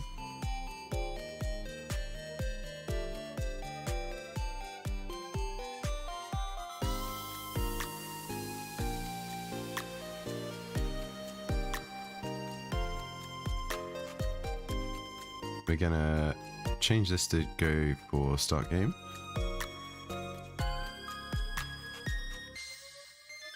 I would have thought. Pilot void start game. Oh, we didn't save. That's why. So now it will recompile and it will allow us to select that as our option here.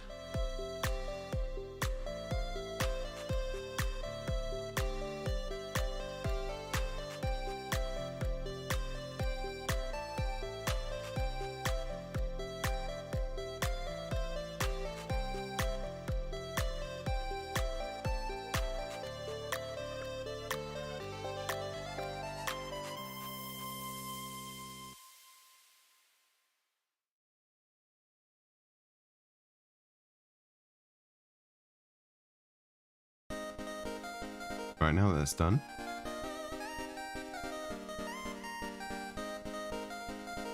main menu, start game.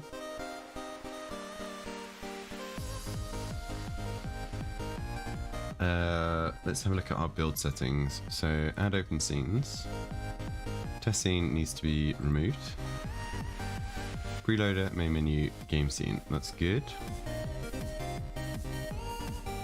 Target platform is going to be WebGL. Default, speed.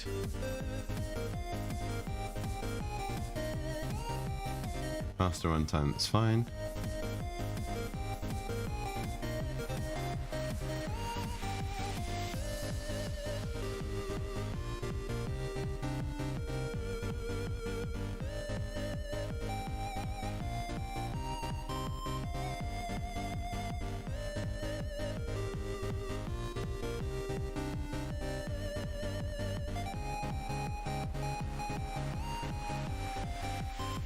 Oh yeah, we have to switch platform, don't we? Another thing I'm glad we're doing early.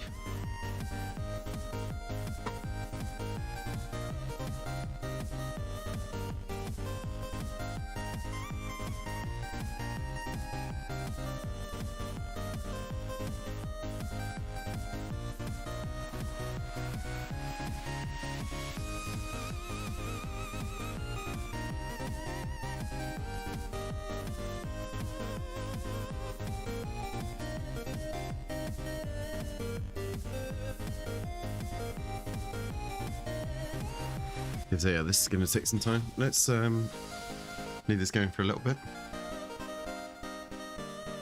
Right, how are we doing with our checklists?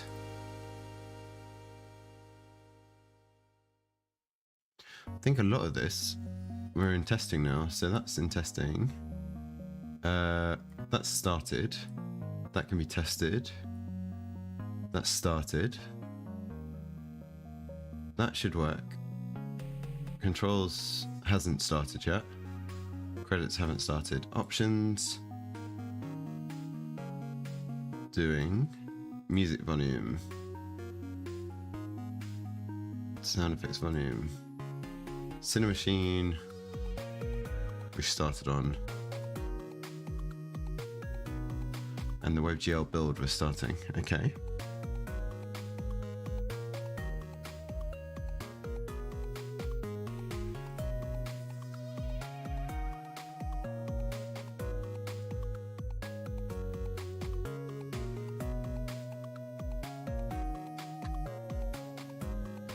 Any fan around? Not yet.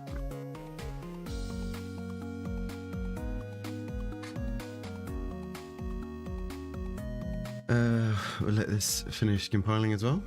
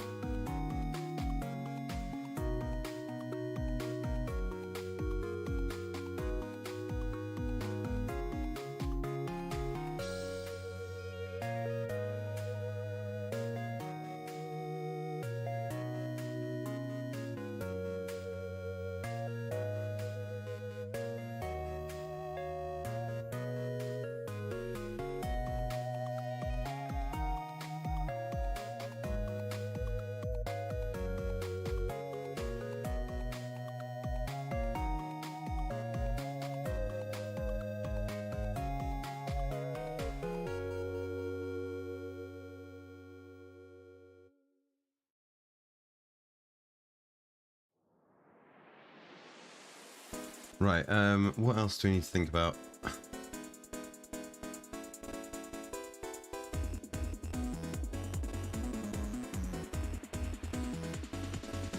We could start looking at things like score and timer, but I feel like we can just do that in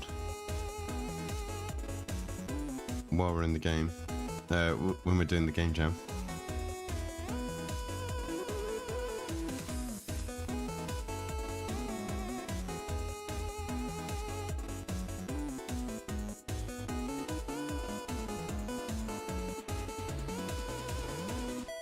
Is this finished? This has finished. Okay, good.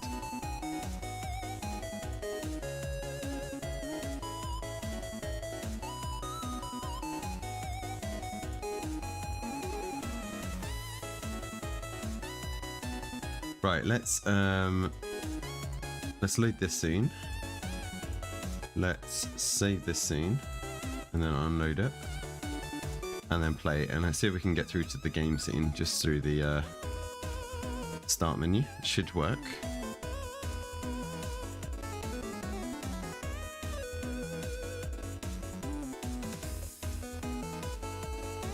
So there, and then we click start. Why can't we click start?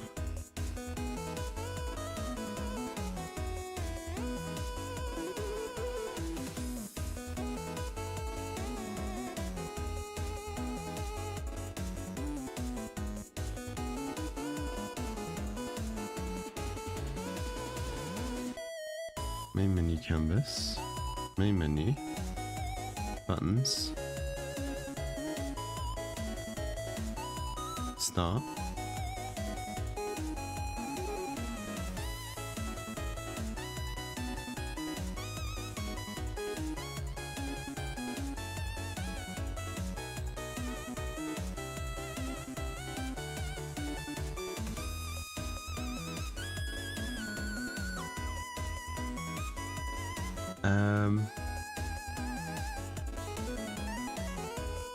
has an on-click effect.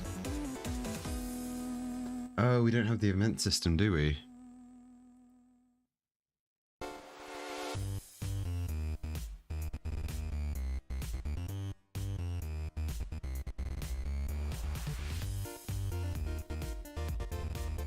I feel like we didn't have to set this up though.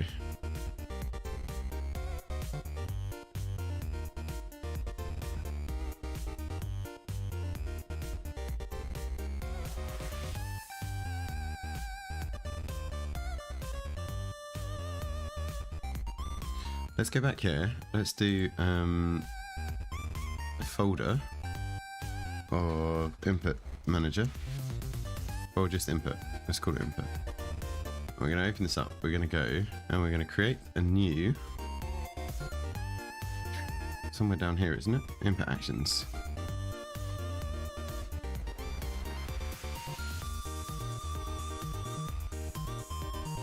And then we open this up.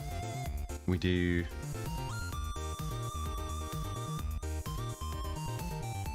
add control scheme. No. No, this is not how we do it. Where's the default? There's a default, isn't there?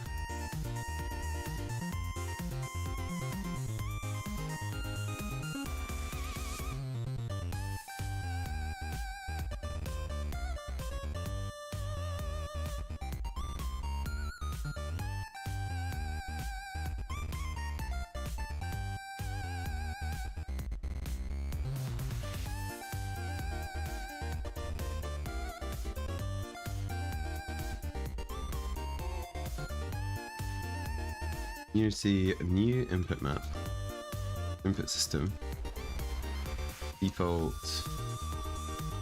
or like template, default template. Let's have a look for.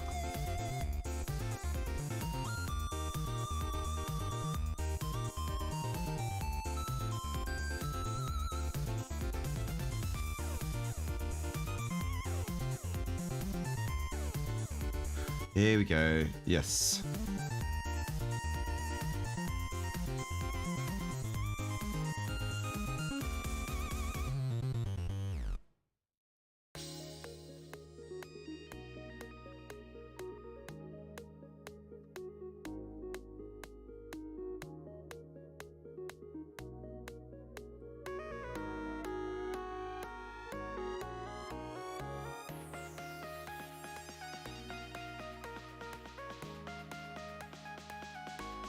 But we don't have that in here.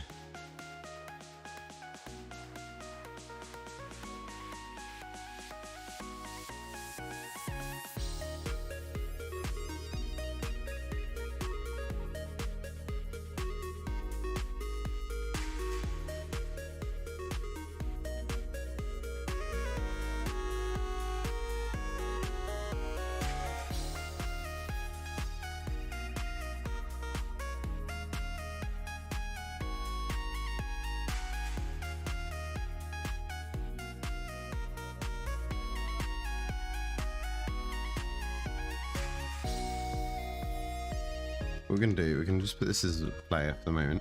We're going to add component.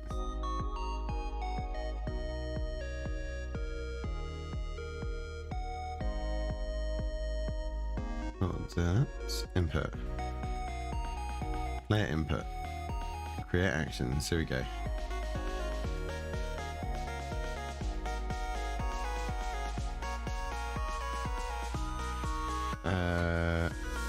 Player input actions dot input actions. Here we go. This is what we were looking for.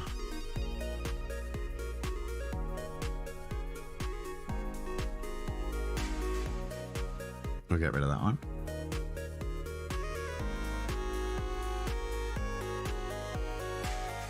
We'll just leave those defaults for the moment. We'll save everything. Event system there, event system there. Right, now I think unload. Unload. Do we have access to start?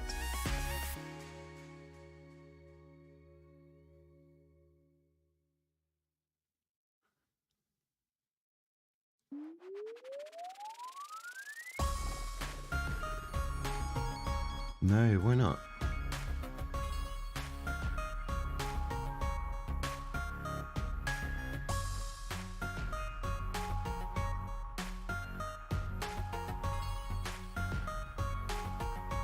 We've got a on-click event here.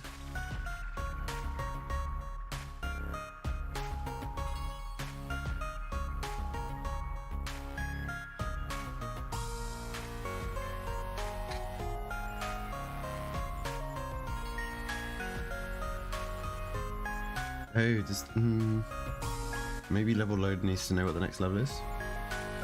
Let's have a look. Log start. Let's just see if we're actually clicking here. It might be because level load is disabled. Maybe that would help. I think it's working, but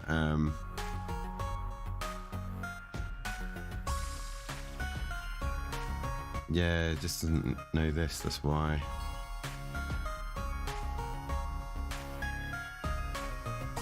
Right, load this. You get re-enabled. Load this. You're already enabled, that's fine. Right, unload. Unload and save. And then play.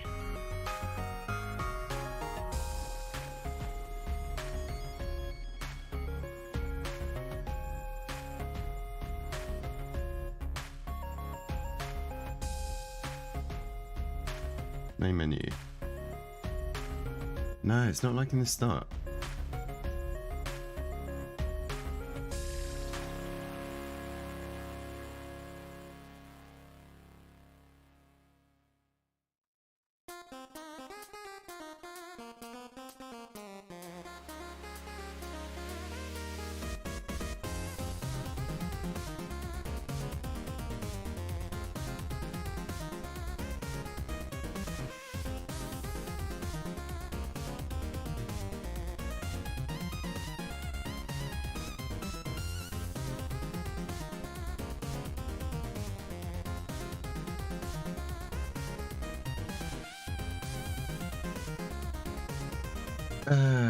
On start.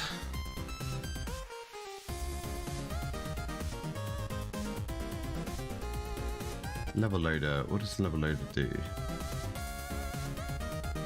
Build index +1. Yeah, that's fine. We've got the build index set up.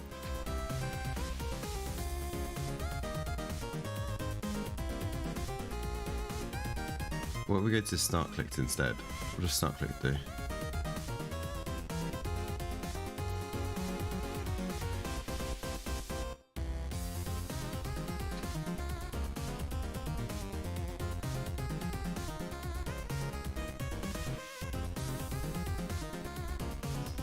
Let's save that one.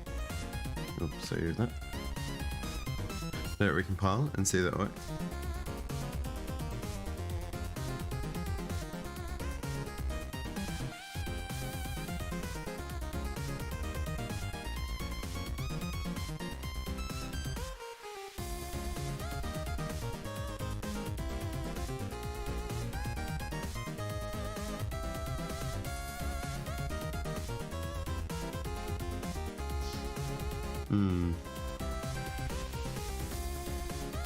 Right, time to do a little bit of research. Unity text mesh Pro button.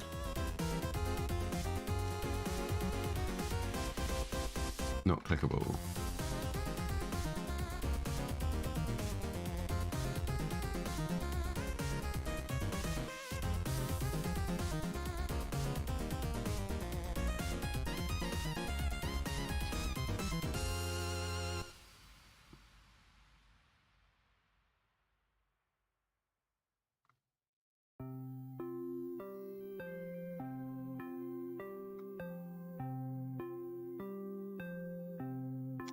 Okay.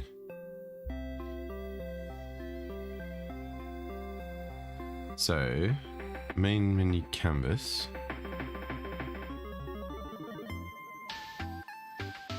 Locking mask. No.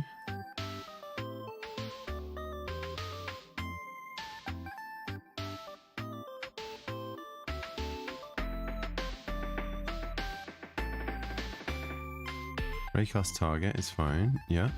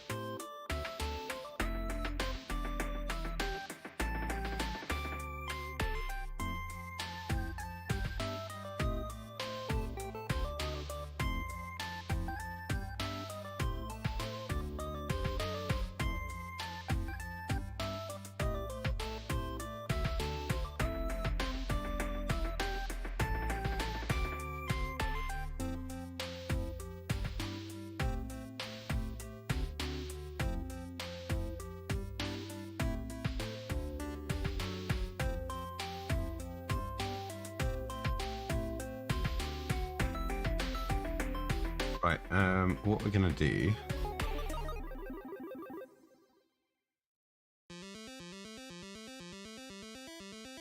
is it even here?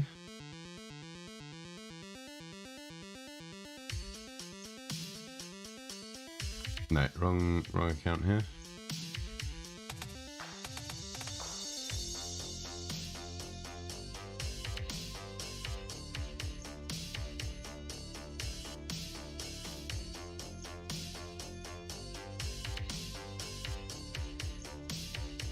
Right, Text Mesh Pro. Buttons.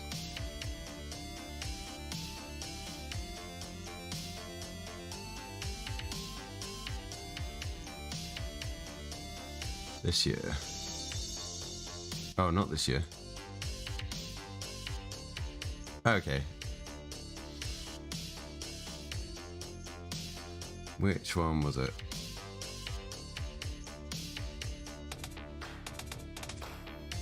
I'm sure I've used one of these before. Let's see quickly this one.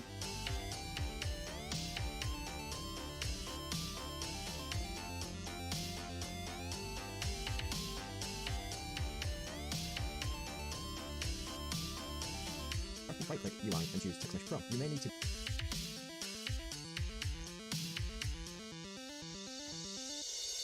asked about the Text Mesh Pro importer. If you don't actually get this option, when that happens, you need to go to Window, Package Manager, and search in the drop down which is Unity Registry and search for Text Mesh Pro and make sure that's installed. So you can right click and you can again go to UI and choose Text Mesh Pro and choose some text. You can either click the drop down input field. We'll just use text by default. You can import the Text Mesh Pro Essentials, which will be just the resources which you can add to customize things and make new fonts and whatnot, which can go a long way to helping you out. So if you check some of the extras and examples and you go to the scenes, you'll get a lot of light. So let's say we start adding a new text and we're just going to call this our set a new game text. We have the standard Unity controls to be able to resize by holding shift and resize the bounding box around our object. We can just set that to the center. You can still have all the components to be able to change text within the text box. So we can have text. So then you've got the font asset, which is used to change the font style. You've got bold, italic, underline. You've got strike through, and you have to set the all the text to lowercase, all the text uppercase to all the words in the actual sentence you may have to capital to a larger capital at the front. Then you have your font size, which is standard. Then you have an auto size if you need. Yeah, so standard. Where's the buttons? Gradient. You have the lines of lines. So one thing that often I have some material to adjust one to maybe a yellow. So what I do is control my text element or what I need. The text file dot so I can say for that drag through and the script. This is just some basic information on how to suggestions or anything that could make this better. Everybody who wants to see who can perform it.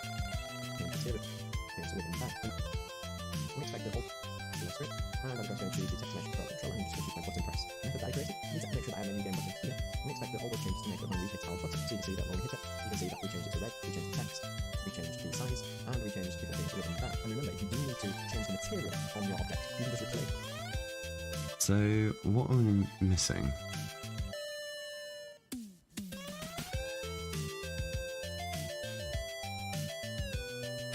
It's in navigation effects, yeah.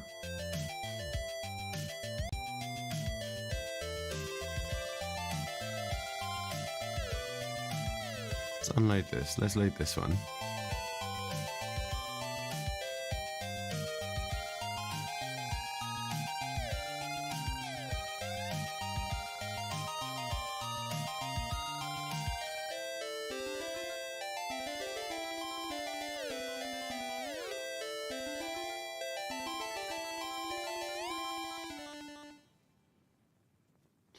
Why are you not doing anything?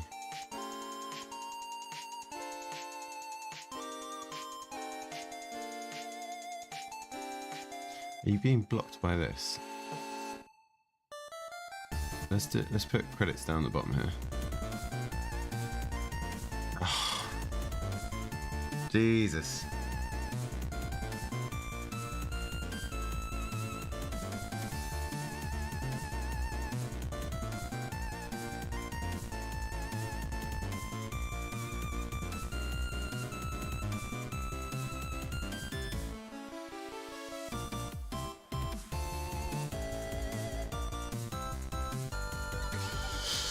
Oh god, just because we had something else covering.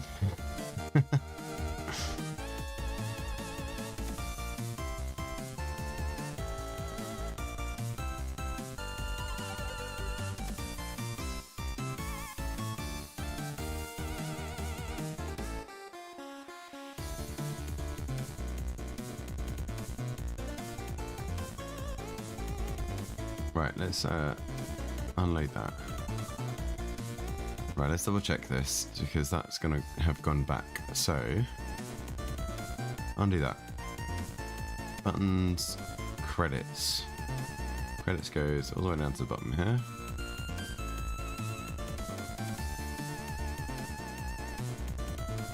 This isn't a raycast target. Actually, let's just test that works, right? So if I set it not to a raycast target, and then we run it.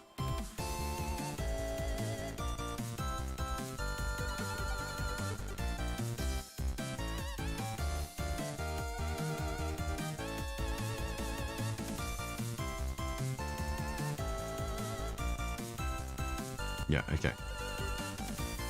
So we've got to make sure that we don't cover things with this, but we're going to put that down there for the moment. Going to save that. We're going to reload our level loader here. We're going to load this preloader, unload this, start. Let's see, hopefully.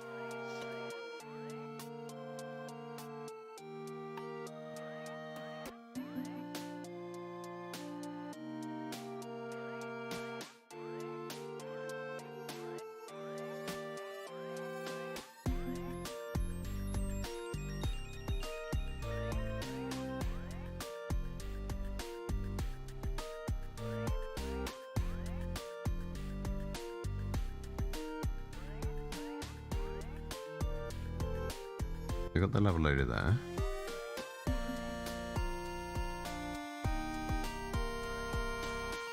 What's it complaining about? The variable transition of level loader has not been assigned.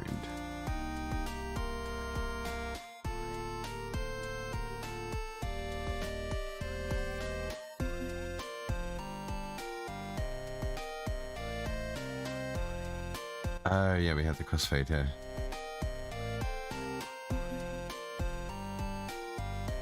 Right, load, level loader. Prefab level loader. Animations, crossfader.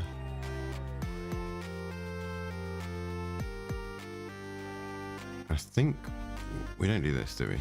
Oh, we do that, right. So now it's got them in both of those. Okay. One last try, I think, and then we're going to jump over to do some pixel art.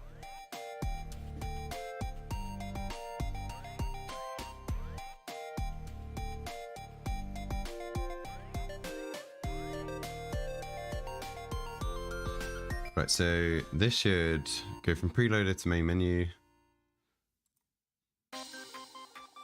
The level loader does its thing. When we click start, we go to the game scene. Perfect. That's all we care about for the moment.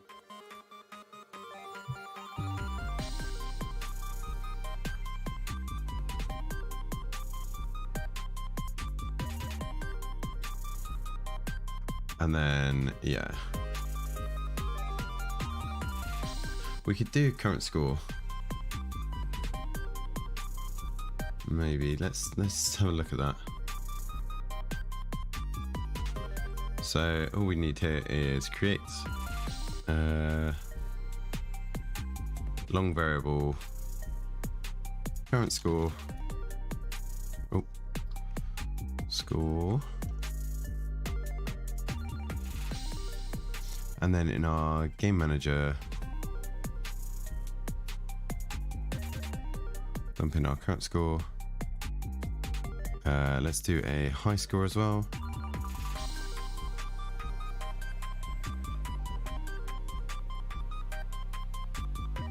We want some way of scoring, regardless of what we're making. And that's it. Right, I'm quite happy with where we've got to here. We have a default template here that has a audio manager, a way to play audio, which we heard with the menu click. We've got a simple way to set up sound effects. We've got a simple way to set up background music. That's all done. Then it will load the main menu, which has the fade in from the level loader. Then it shows our main menu to start, which at the moment just has 3 default buttons: start, options, quit. We haven't really done much in terms of options. In options, there's 2 sliders, which we'll need to configure for the music and sound effects. And then there's buttons to go to the controls. And in the controls menu, we've put some buttons to do configure default back, which we haven't really done anything for yet. And then in the game menu, we have a virtual machine, Cinemachine camera, Cinemachine virtual camera. We have a game manager that has a few bits of code in, and we have a menu canvas which has pause, options, and control. We do need a game over screen, but we don't know if that'll be in the main game scene or a separate scene. And then a player that just has the input actions, which is just this default input actions. Sorry. That's on it. So I think we're fairly happy with that. We'll unload these 2 scenes. Actually, no, we might as well leave them loaded. So we're going to start jumping around in them. But that's it in terms of Unity for today. Going to close that. Close that. Oh, what we didn't do, we didn't commit. Let's reopen and commit first. But I think that's done. Start game works. Audio manager works. Well, no, it still needs... No, the audio manager works. Main menu is in progress. Cinema machine is in progress, that's fine. Input system is started. Game scene has been started. Although we're going to leave that for the moment. Credits, there's options there, controls, and then the itch.io page, which we'll have a look at later. Final round has not been started yet, so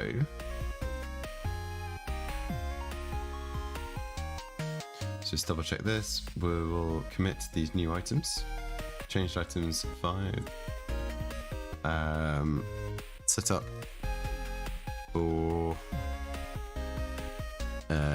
template project. Check in. Yeah, that's fine. Okay.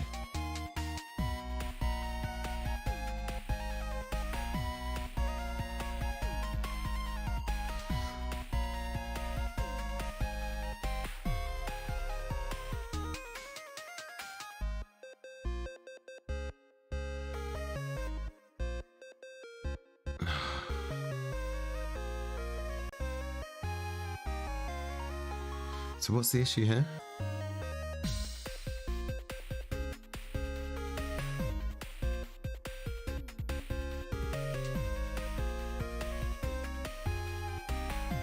Can we not check these in? Yeah, we can. Okay.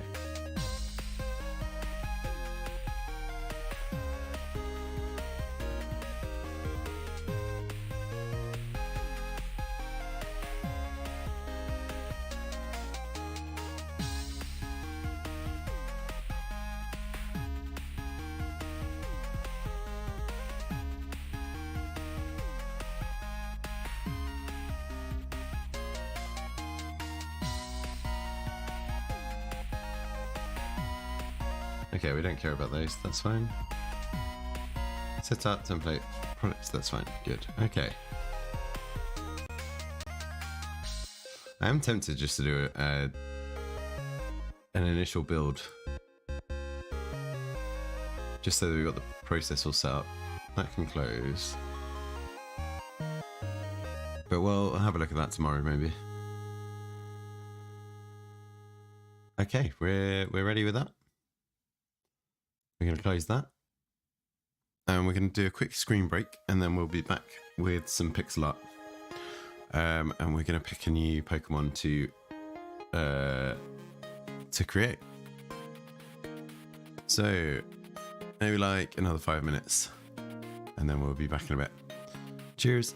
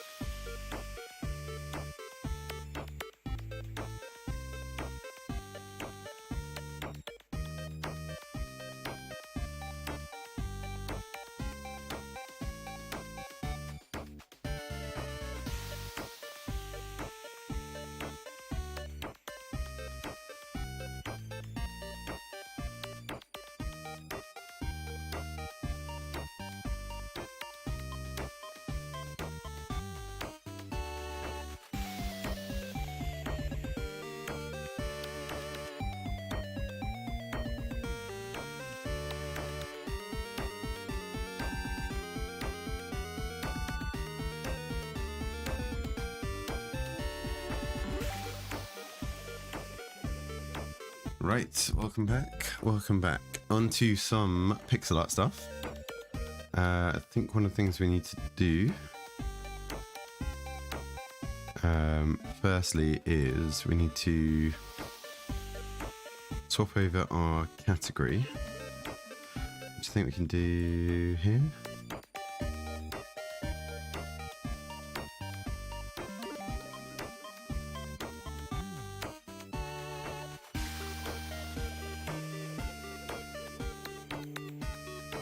Does that work?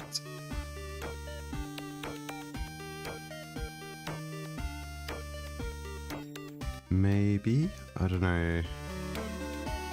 I need to refresh. Let's just double check.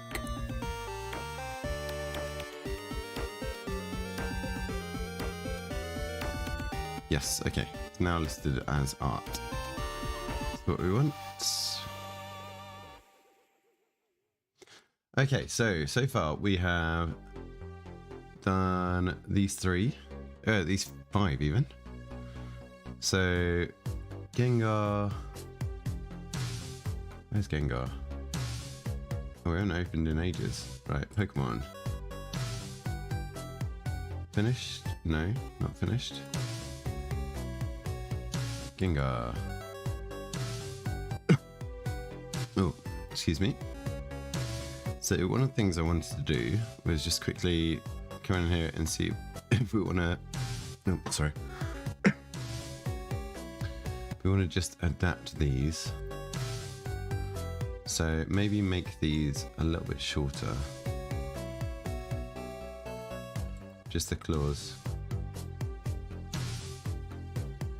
I think that might be a little bit better.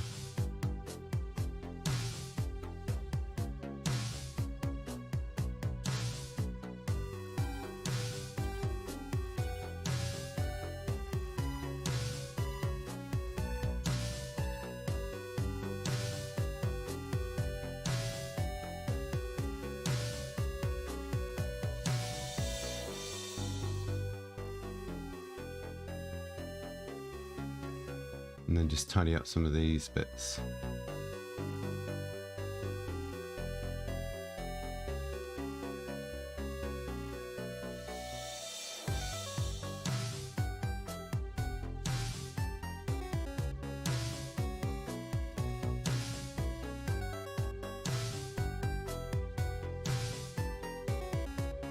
Alright, that side I don't think needs work.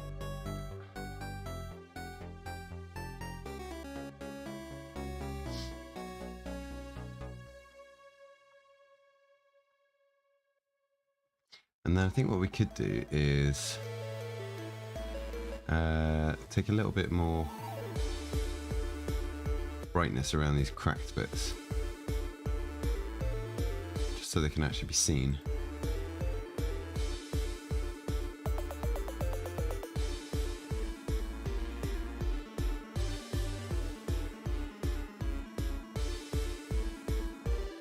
And then can we do another crack through here? What's this bit? Eyes. How is this eyes?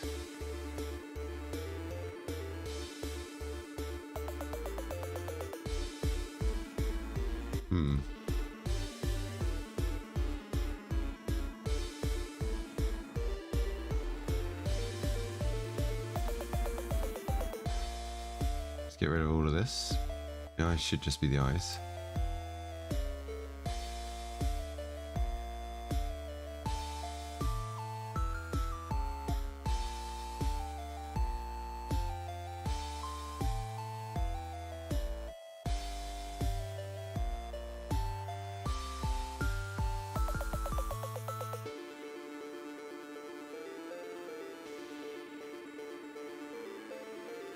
I'm going to do some slightly more a few more crack bits here.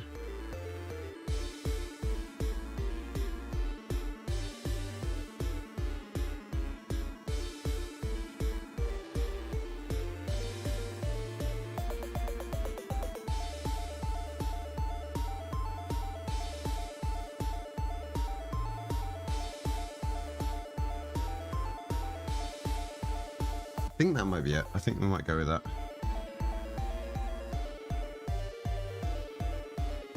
Maybe a bit more darker colours than this.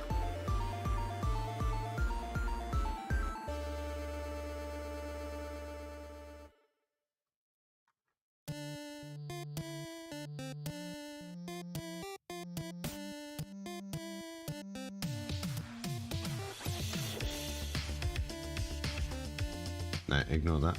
Didn't like that. Right, we're just going to save this. We're going to export it into the right folder of finished Gengar. Okay. Yes, overwrite. That's fine. Export. Right, so this guy now needs to be replaced with finished assets. Pixel art, Pokemon. Finished. Drop him in here. Scale him up.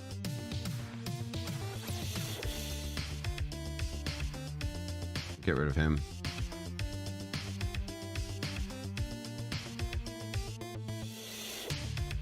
Make sure he scales it properly. We're going to call you just Gengar, you're just Umbreon. Cool, right. Next up on the list, a sprite Pokemon.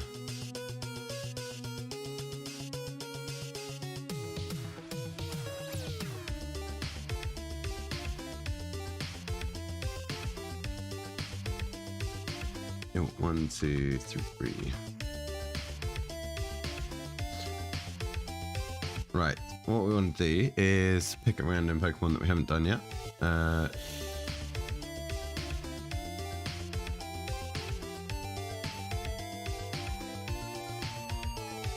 Let's not do fully evolved. Let's do sprites forms.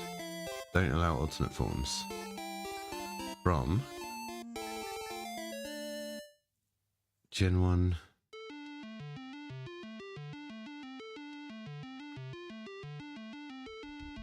Let's just do Gen 1.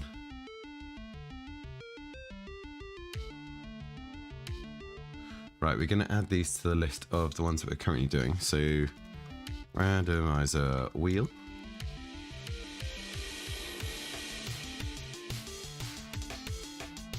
These aren't great ones, but Victory, Bell,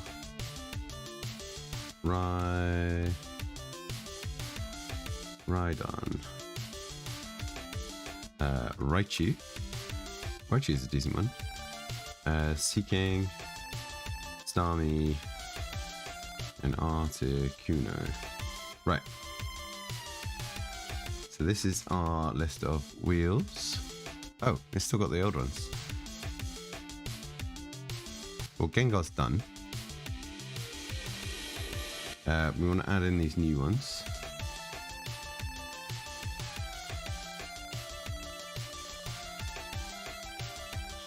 And what else is good? Because basically we want to add these for potential uses for our Kaizo Iron Man. Ooh, actually winners. Let's see which Pokemon have won. That's September 22, that's ages ago.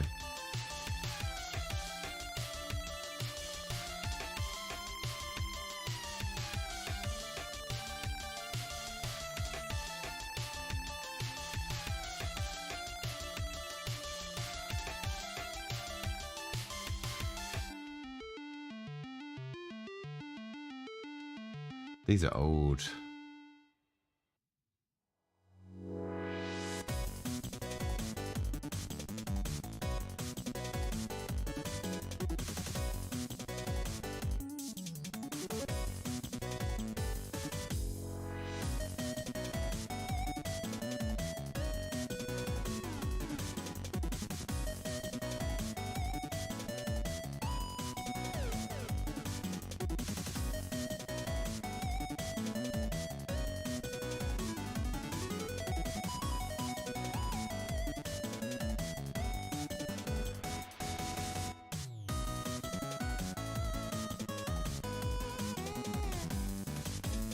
Oh, I'm mirror coated. Wow.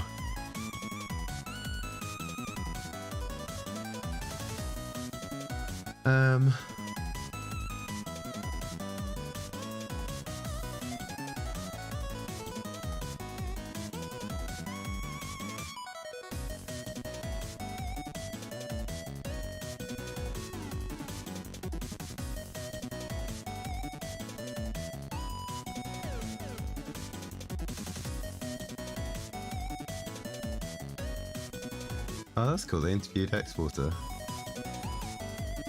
Exporter won with a Kingdra, actually. Let's put Kingdra in.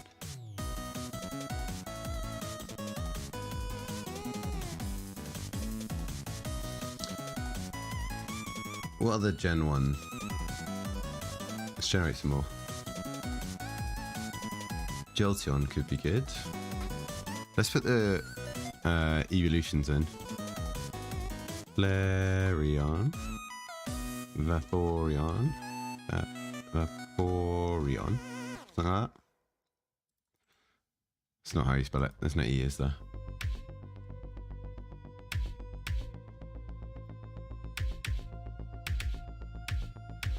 Cool, there's a few here. Right, let's spin the wheel. Who are we going to go for? Jolteon. Right, okay. Jolteon. Have a look at some images here.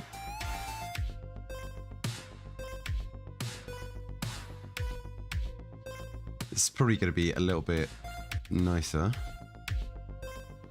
So we're going to do a new group. Let's go off to this side here. Let's firstly get a few standard images. Open an image in the tab. That's quite a cool one.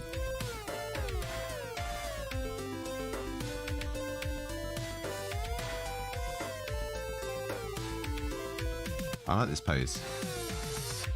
This is kind of decent. Open a new tab. Don't want this sad one.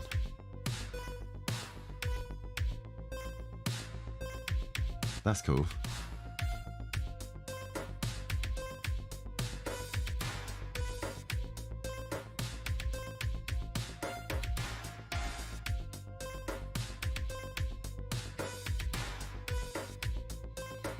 Right, how do we make this our own though? That's kind of cool.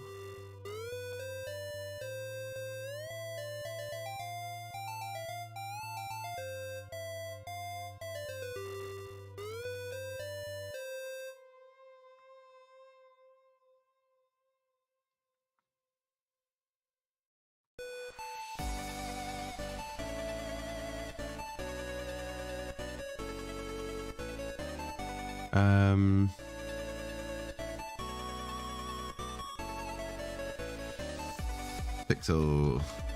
Oh, pixel art. Let's see what comes up with this. That one's a cool one.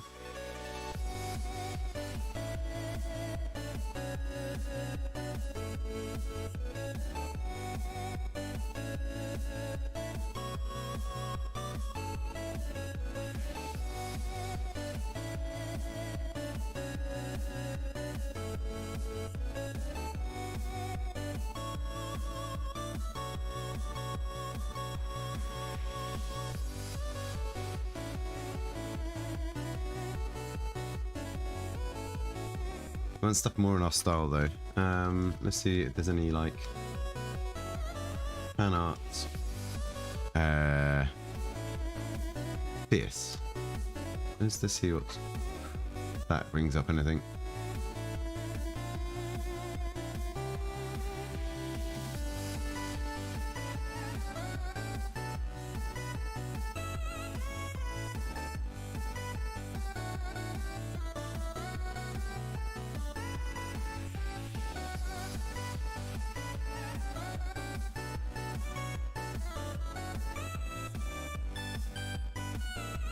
No, okay. Let's go with what we've got so far then.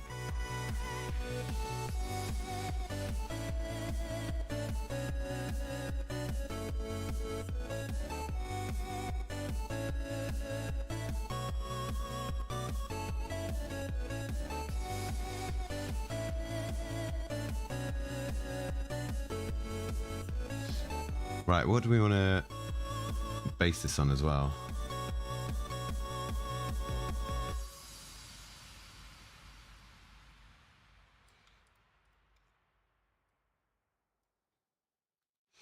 Let's see what we get in our Jolteon description. Jolteon. Let's see if that gives us any ideas.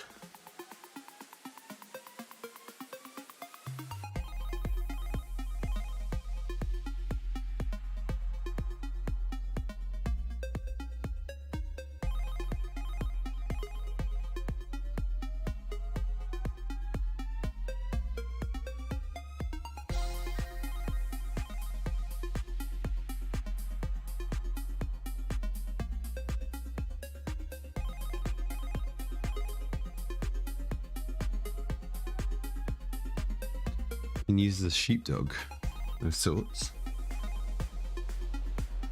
Let's swap over to some game chops. So I want something a bit different.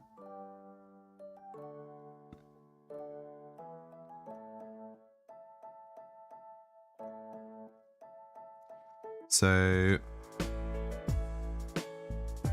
is it dog type? It's more a dog than a cat, right?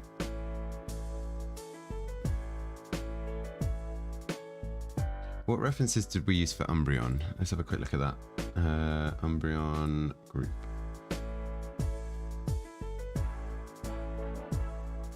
So we went for like foxes and lynx and stuff like that.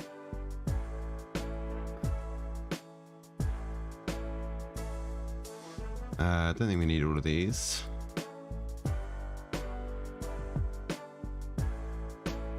Let's get rid of those.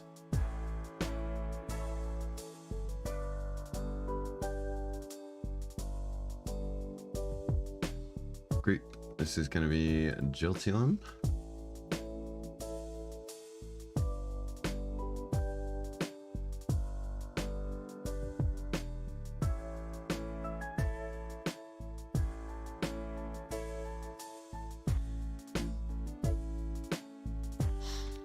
I know what we need to do as well.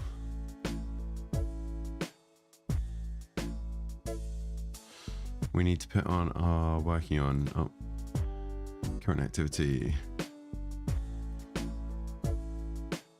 Jolteon sprites.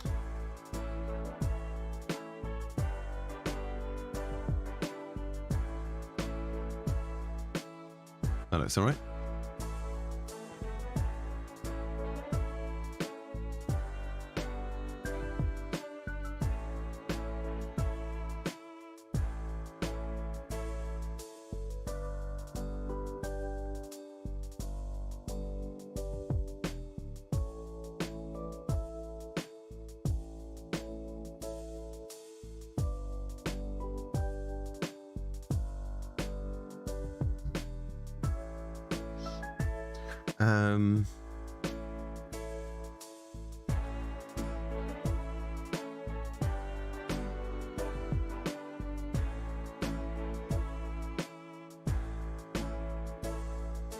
It's just a pure electric type, isn't it? Yeah.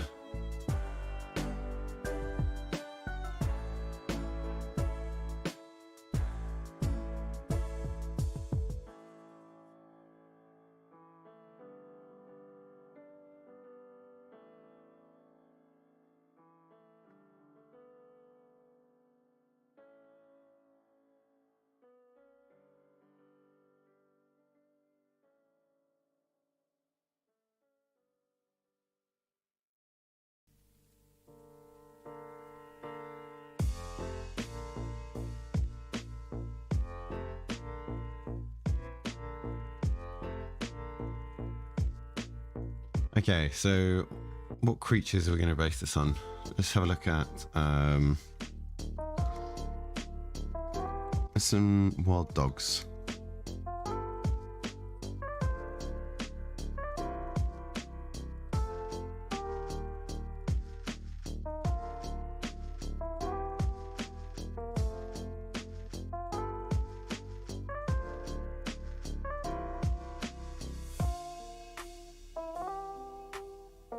Potentially something like this.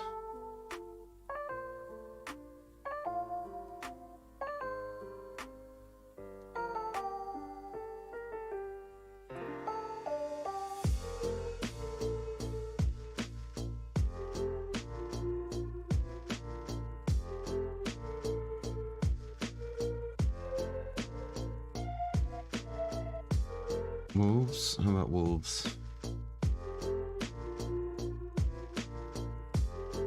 Don't really see it being like a wolf.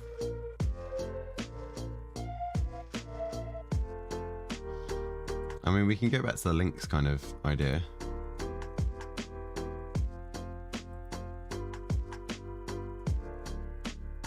Realistic. Jolty one. See what other people have tried to do. Oh, that's quite cool. A bit like a porcupine.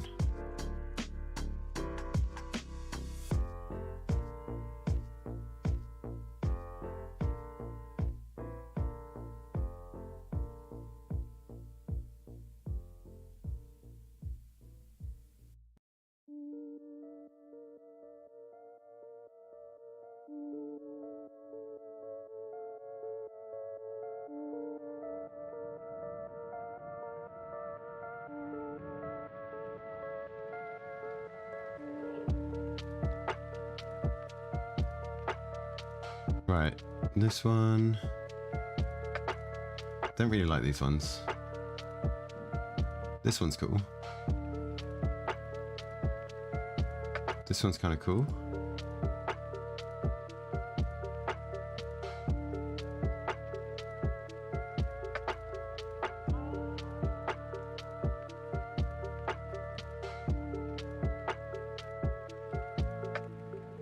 And that one's kind of cool.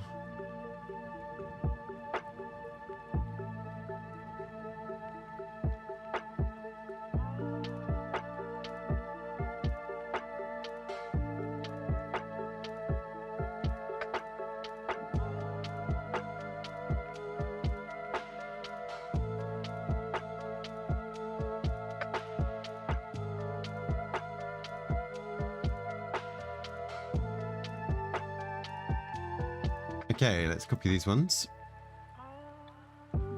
And then I think we'll get started.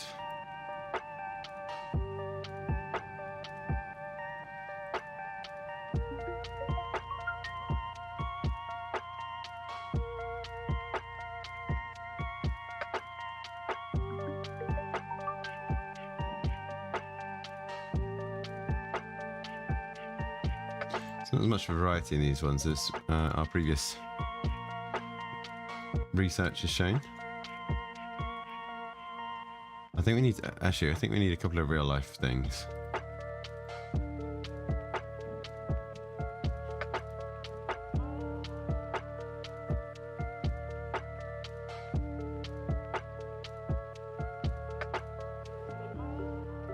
That's a cool image. That's a very cool image.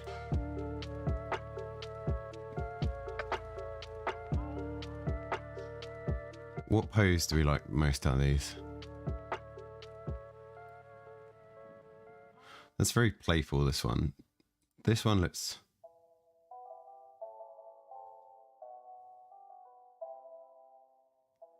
I'm always tempted just to run with this.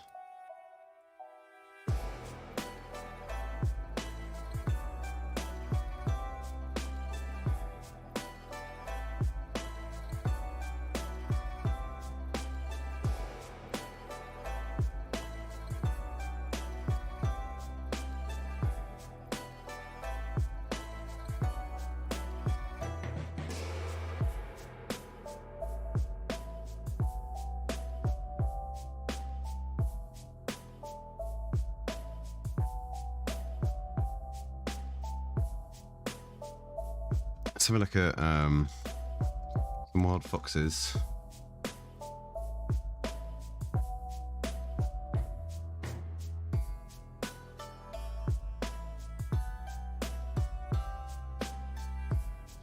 No, not what we want. Wild cats.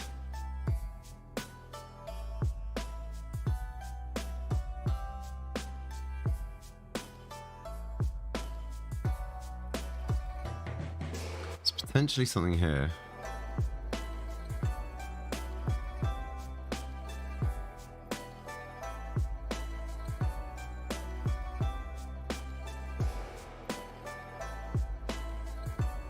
See what we get with these.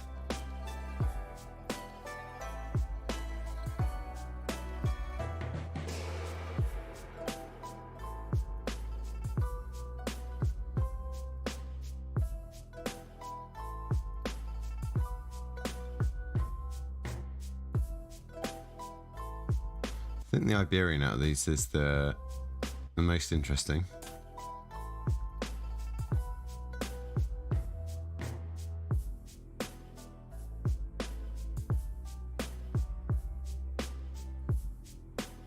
Any of these work for Jolteon?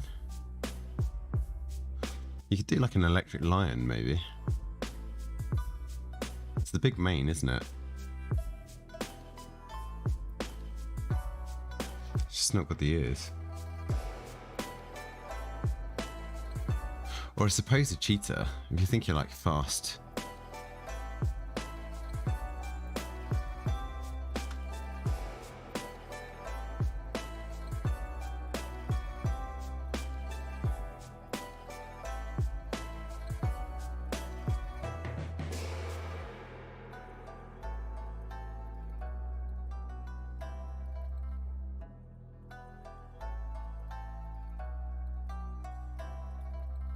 Like fast and electric gives me this kind of vibe. No tail.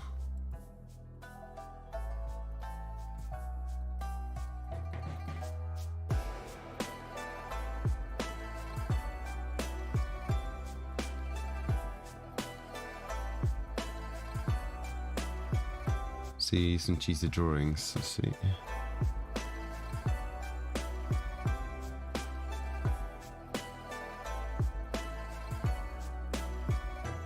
Cheetah fierce.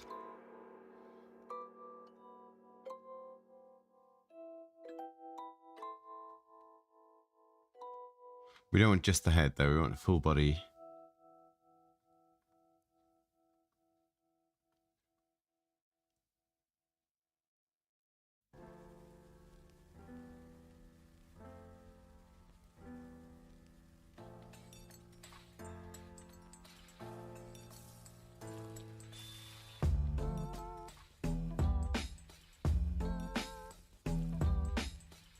How about lion fierce?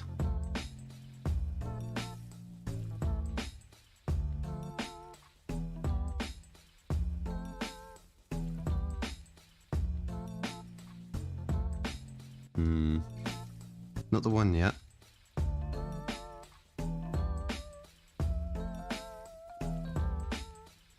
We're more looking for like poses now.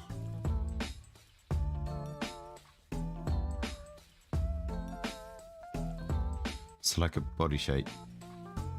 I've got something in my head, but I can't find something that would match it. I'd rather be referencing some image. Pretty much looking similar to this one on the left here.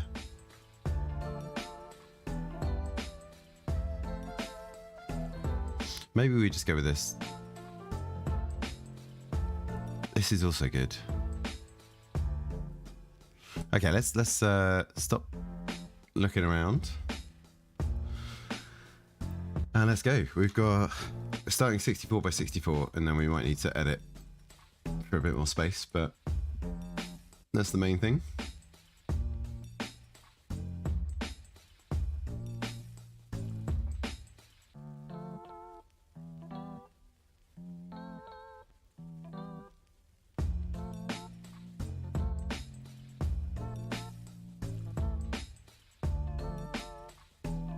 Right, so one of these two is the main one we're looking at. Maybe even this bit flipped. Flip horizontal.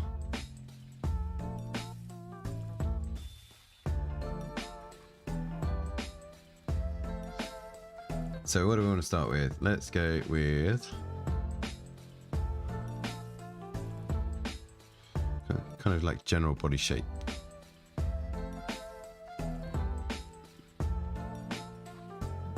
Don't want leaning down. Yeah, I'd rather be like angled up.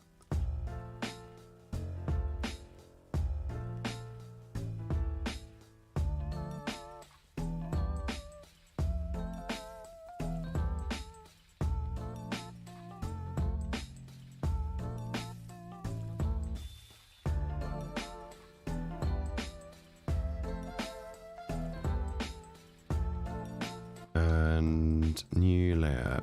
I've completely forgotten what controls I had. Was it T? Not T. G is fill. H. H doesn't do it. F is new frame. It's not Shift N though. R? R. There we go. Right.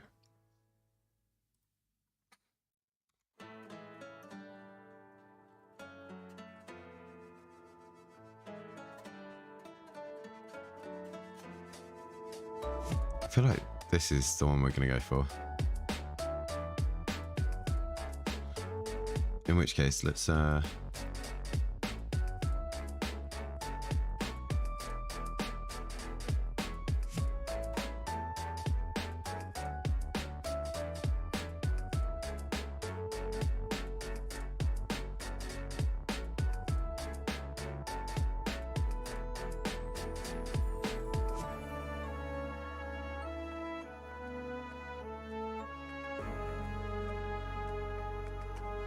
we might have to do a slightly longer canvas for this.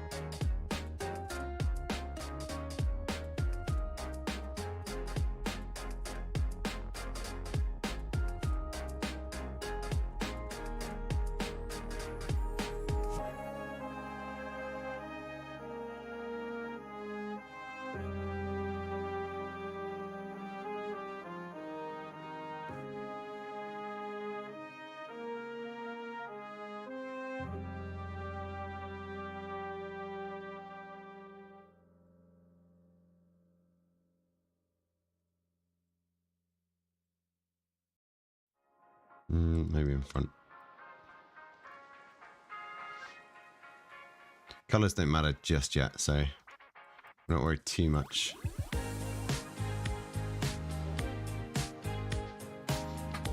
Yeah, definitely want to have this as a longer canvas. Let's try 80.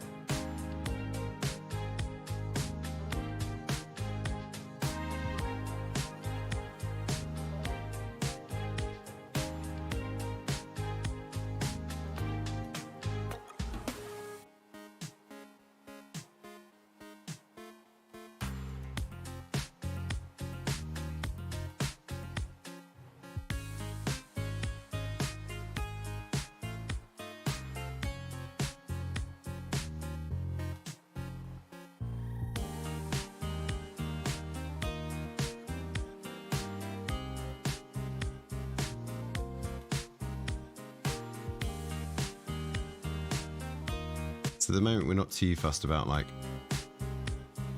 anything that looks good. We just want the general shape right now. Oh, I put legs on the wrong layer. That's alright, we can just do something like this and we'll do Control X. I'll put them on the new layer.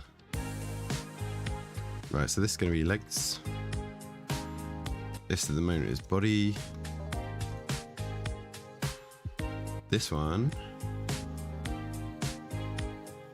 his head. No, which one?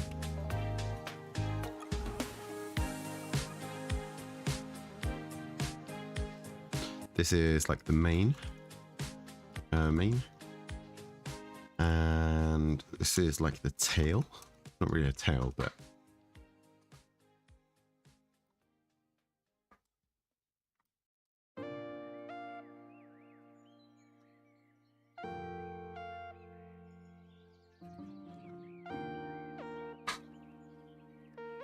right, I think we're going to start with the heads. And I like this design here.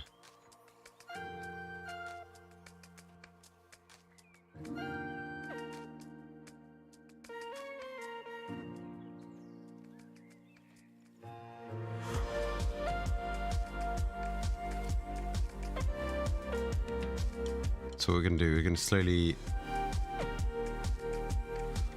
cut away into this until we get something that resembles a similar kind of shape.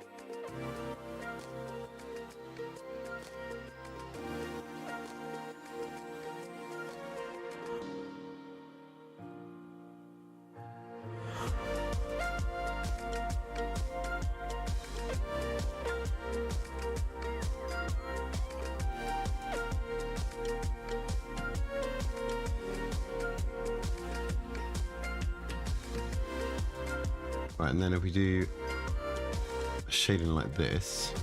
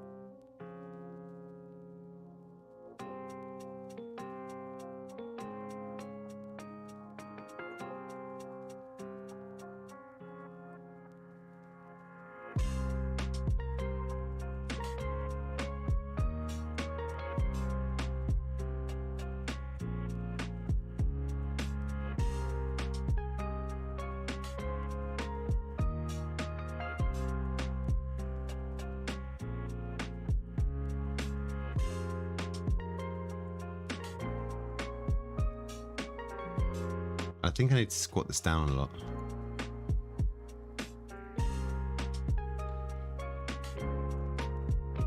So really, we take this, shift it up a little bit.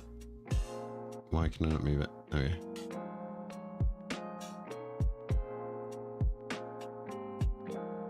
No, this.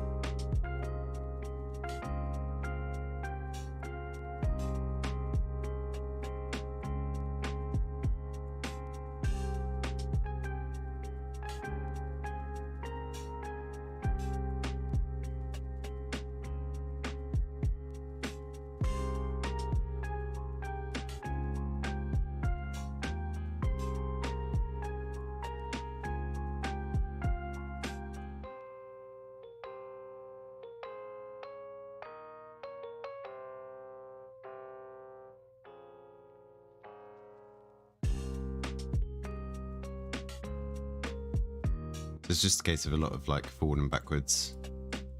See what works, see what doesn't work.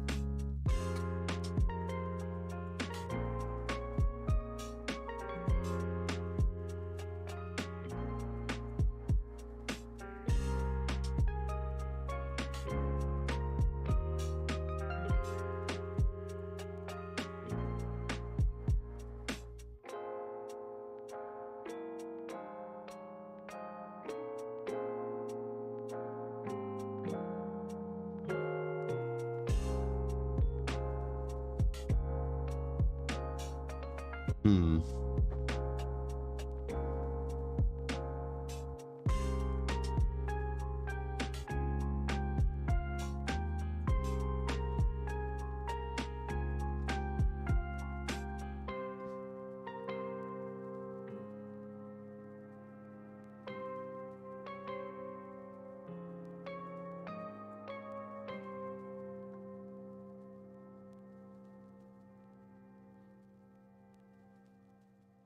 I think maybe it needs to come forward again.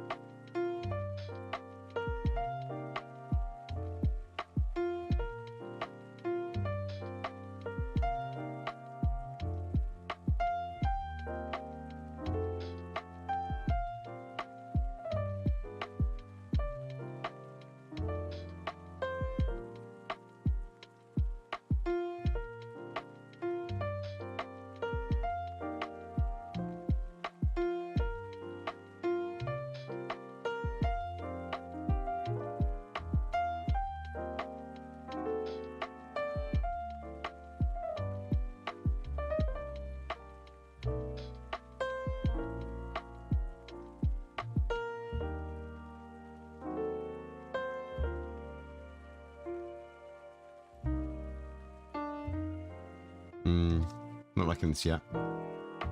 It's always the case. It always looks rubbish for ages and then suddenly starts fixing. How about if we replace this color?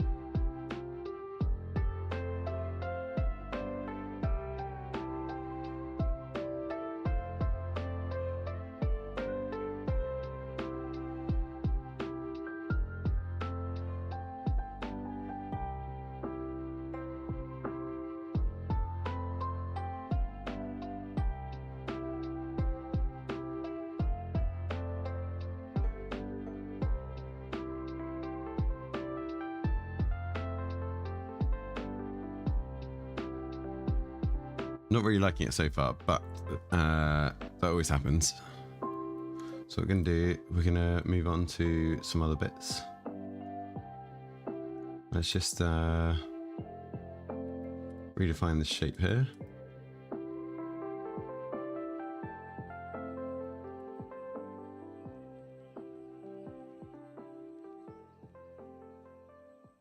I think having that shoulder prominent is actually really cool. So let's get a lot of this out of the way.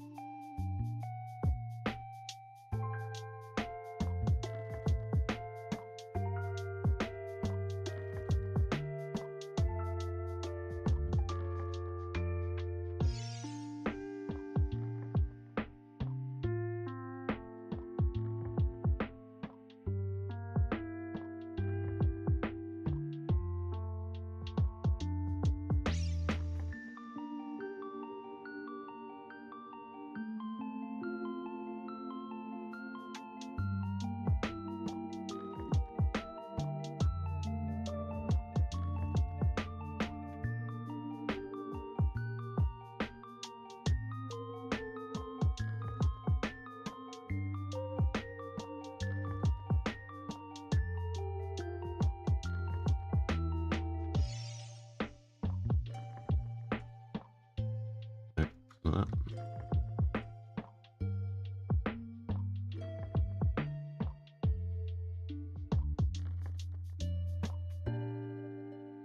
Just trying to see where this is.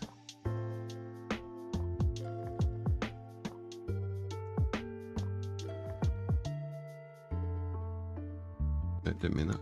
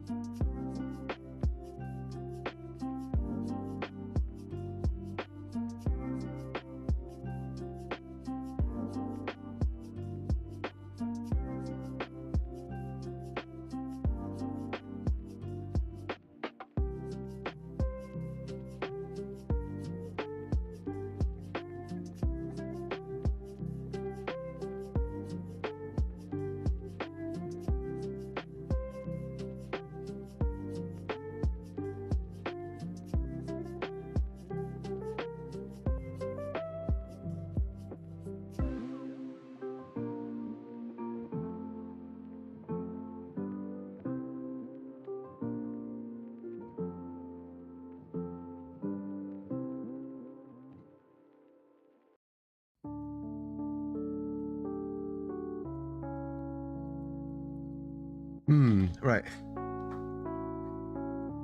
Starting to take a bit of shape. Not sure I like the head though.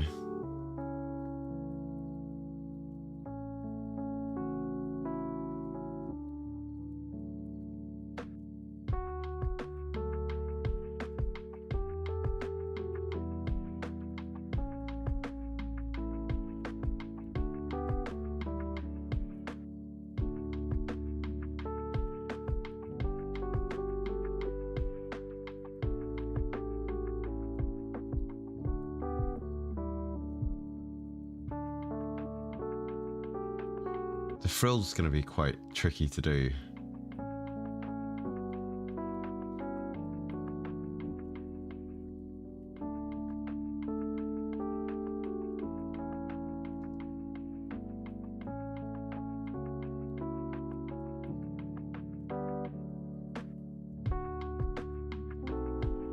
Let's do a new head shape. So we can do something a bit better.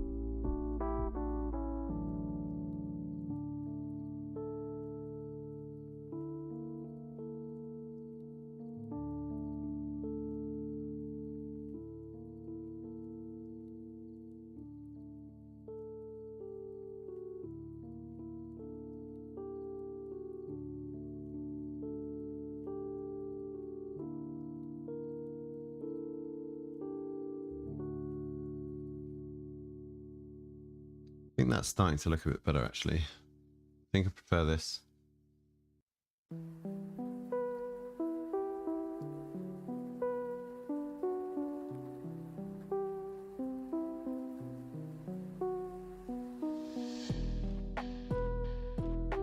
What have I done on other ones? It's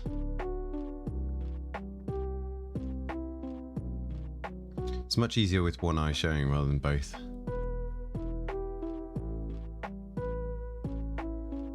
So that's what we're going to stick to.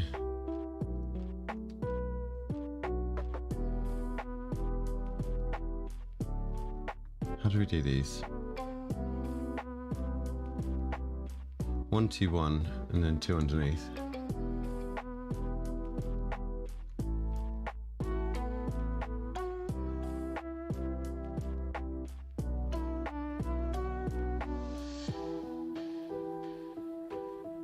And this one is just like a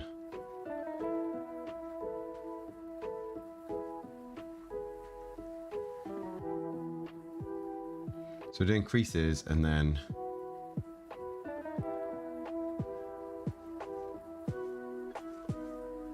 one dark, one light.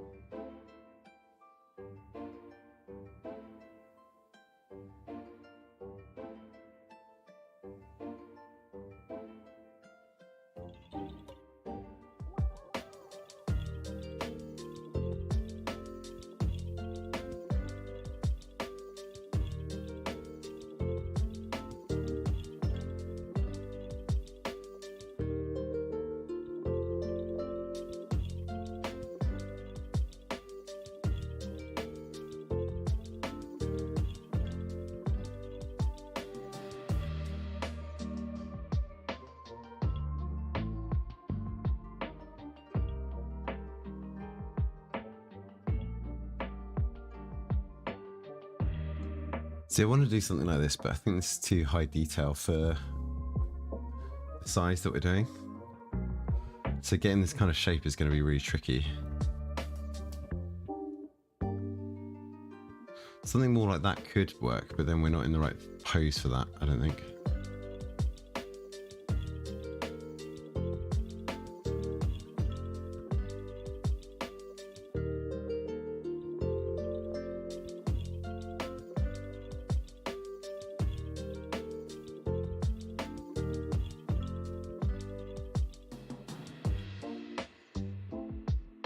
Let's get rid of this entirely. Let's do...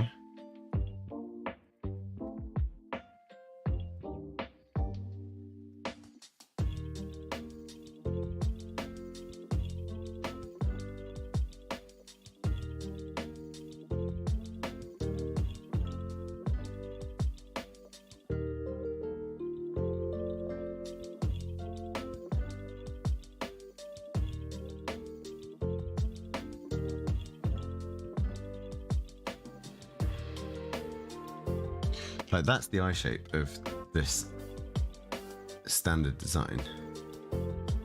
With just like a pupil in the middle here.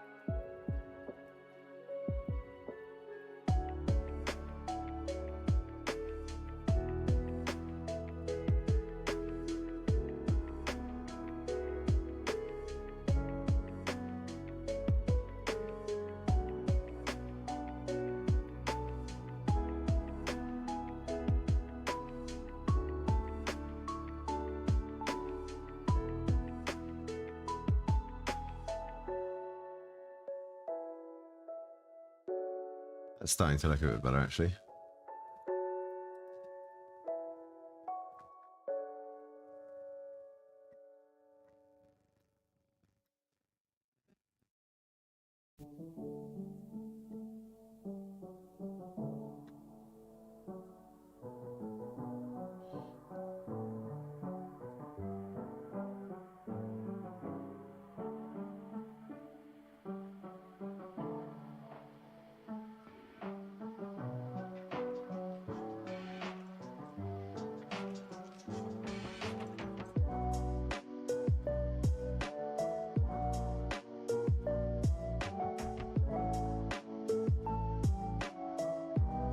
No, it's better higher up without that.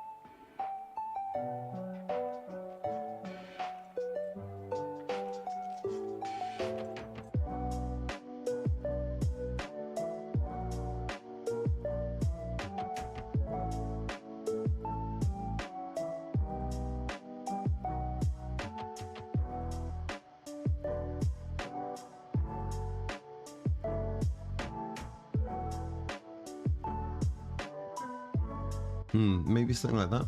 I don't think the next one down works, does it?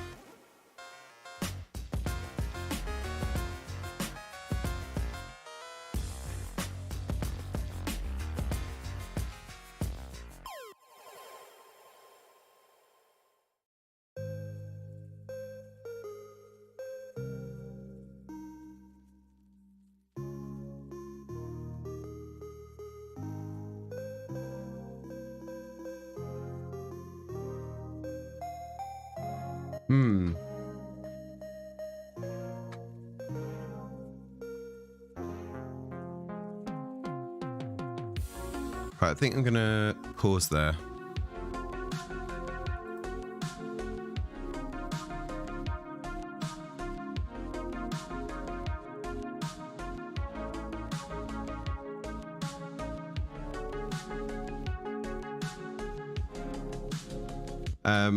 Some decent progress there. I'm actually fairly happy with how that head's coming out now. And the general structure.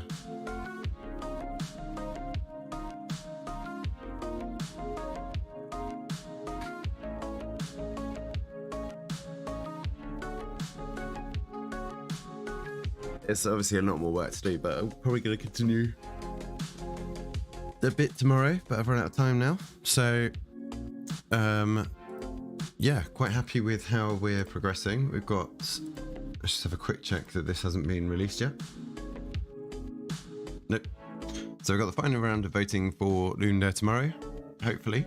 I imagine so. And then the competition starts in 2 days. So Friday at 8 PM. Which should be good. We've got some progress so far on our Jolteon.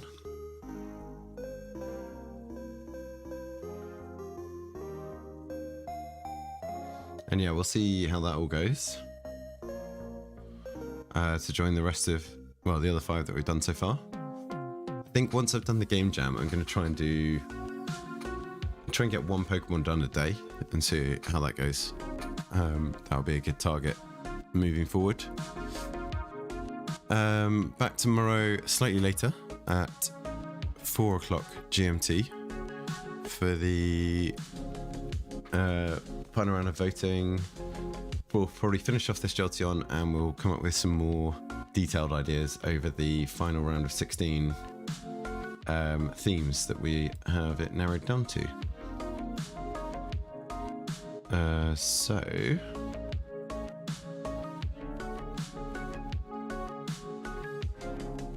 Actually, let's just do that now. Let's make a brainstorming final.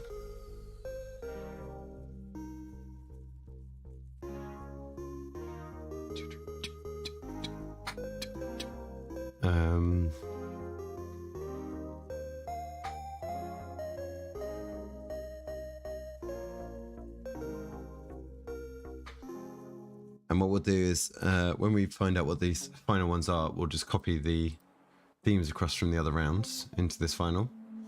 We'll do a little bit more research into it. We'll have a think about what we're going to get.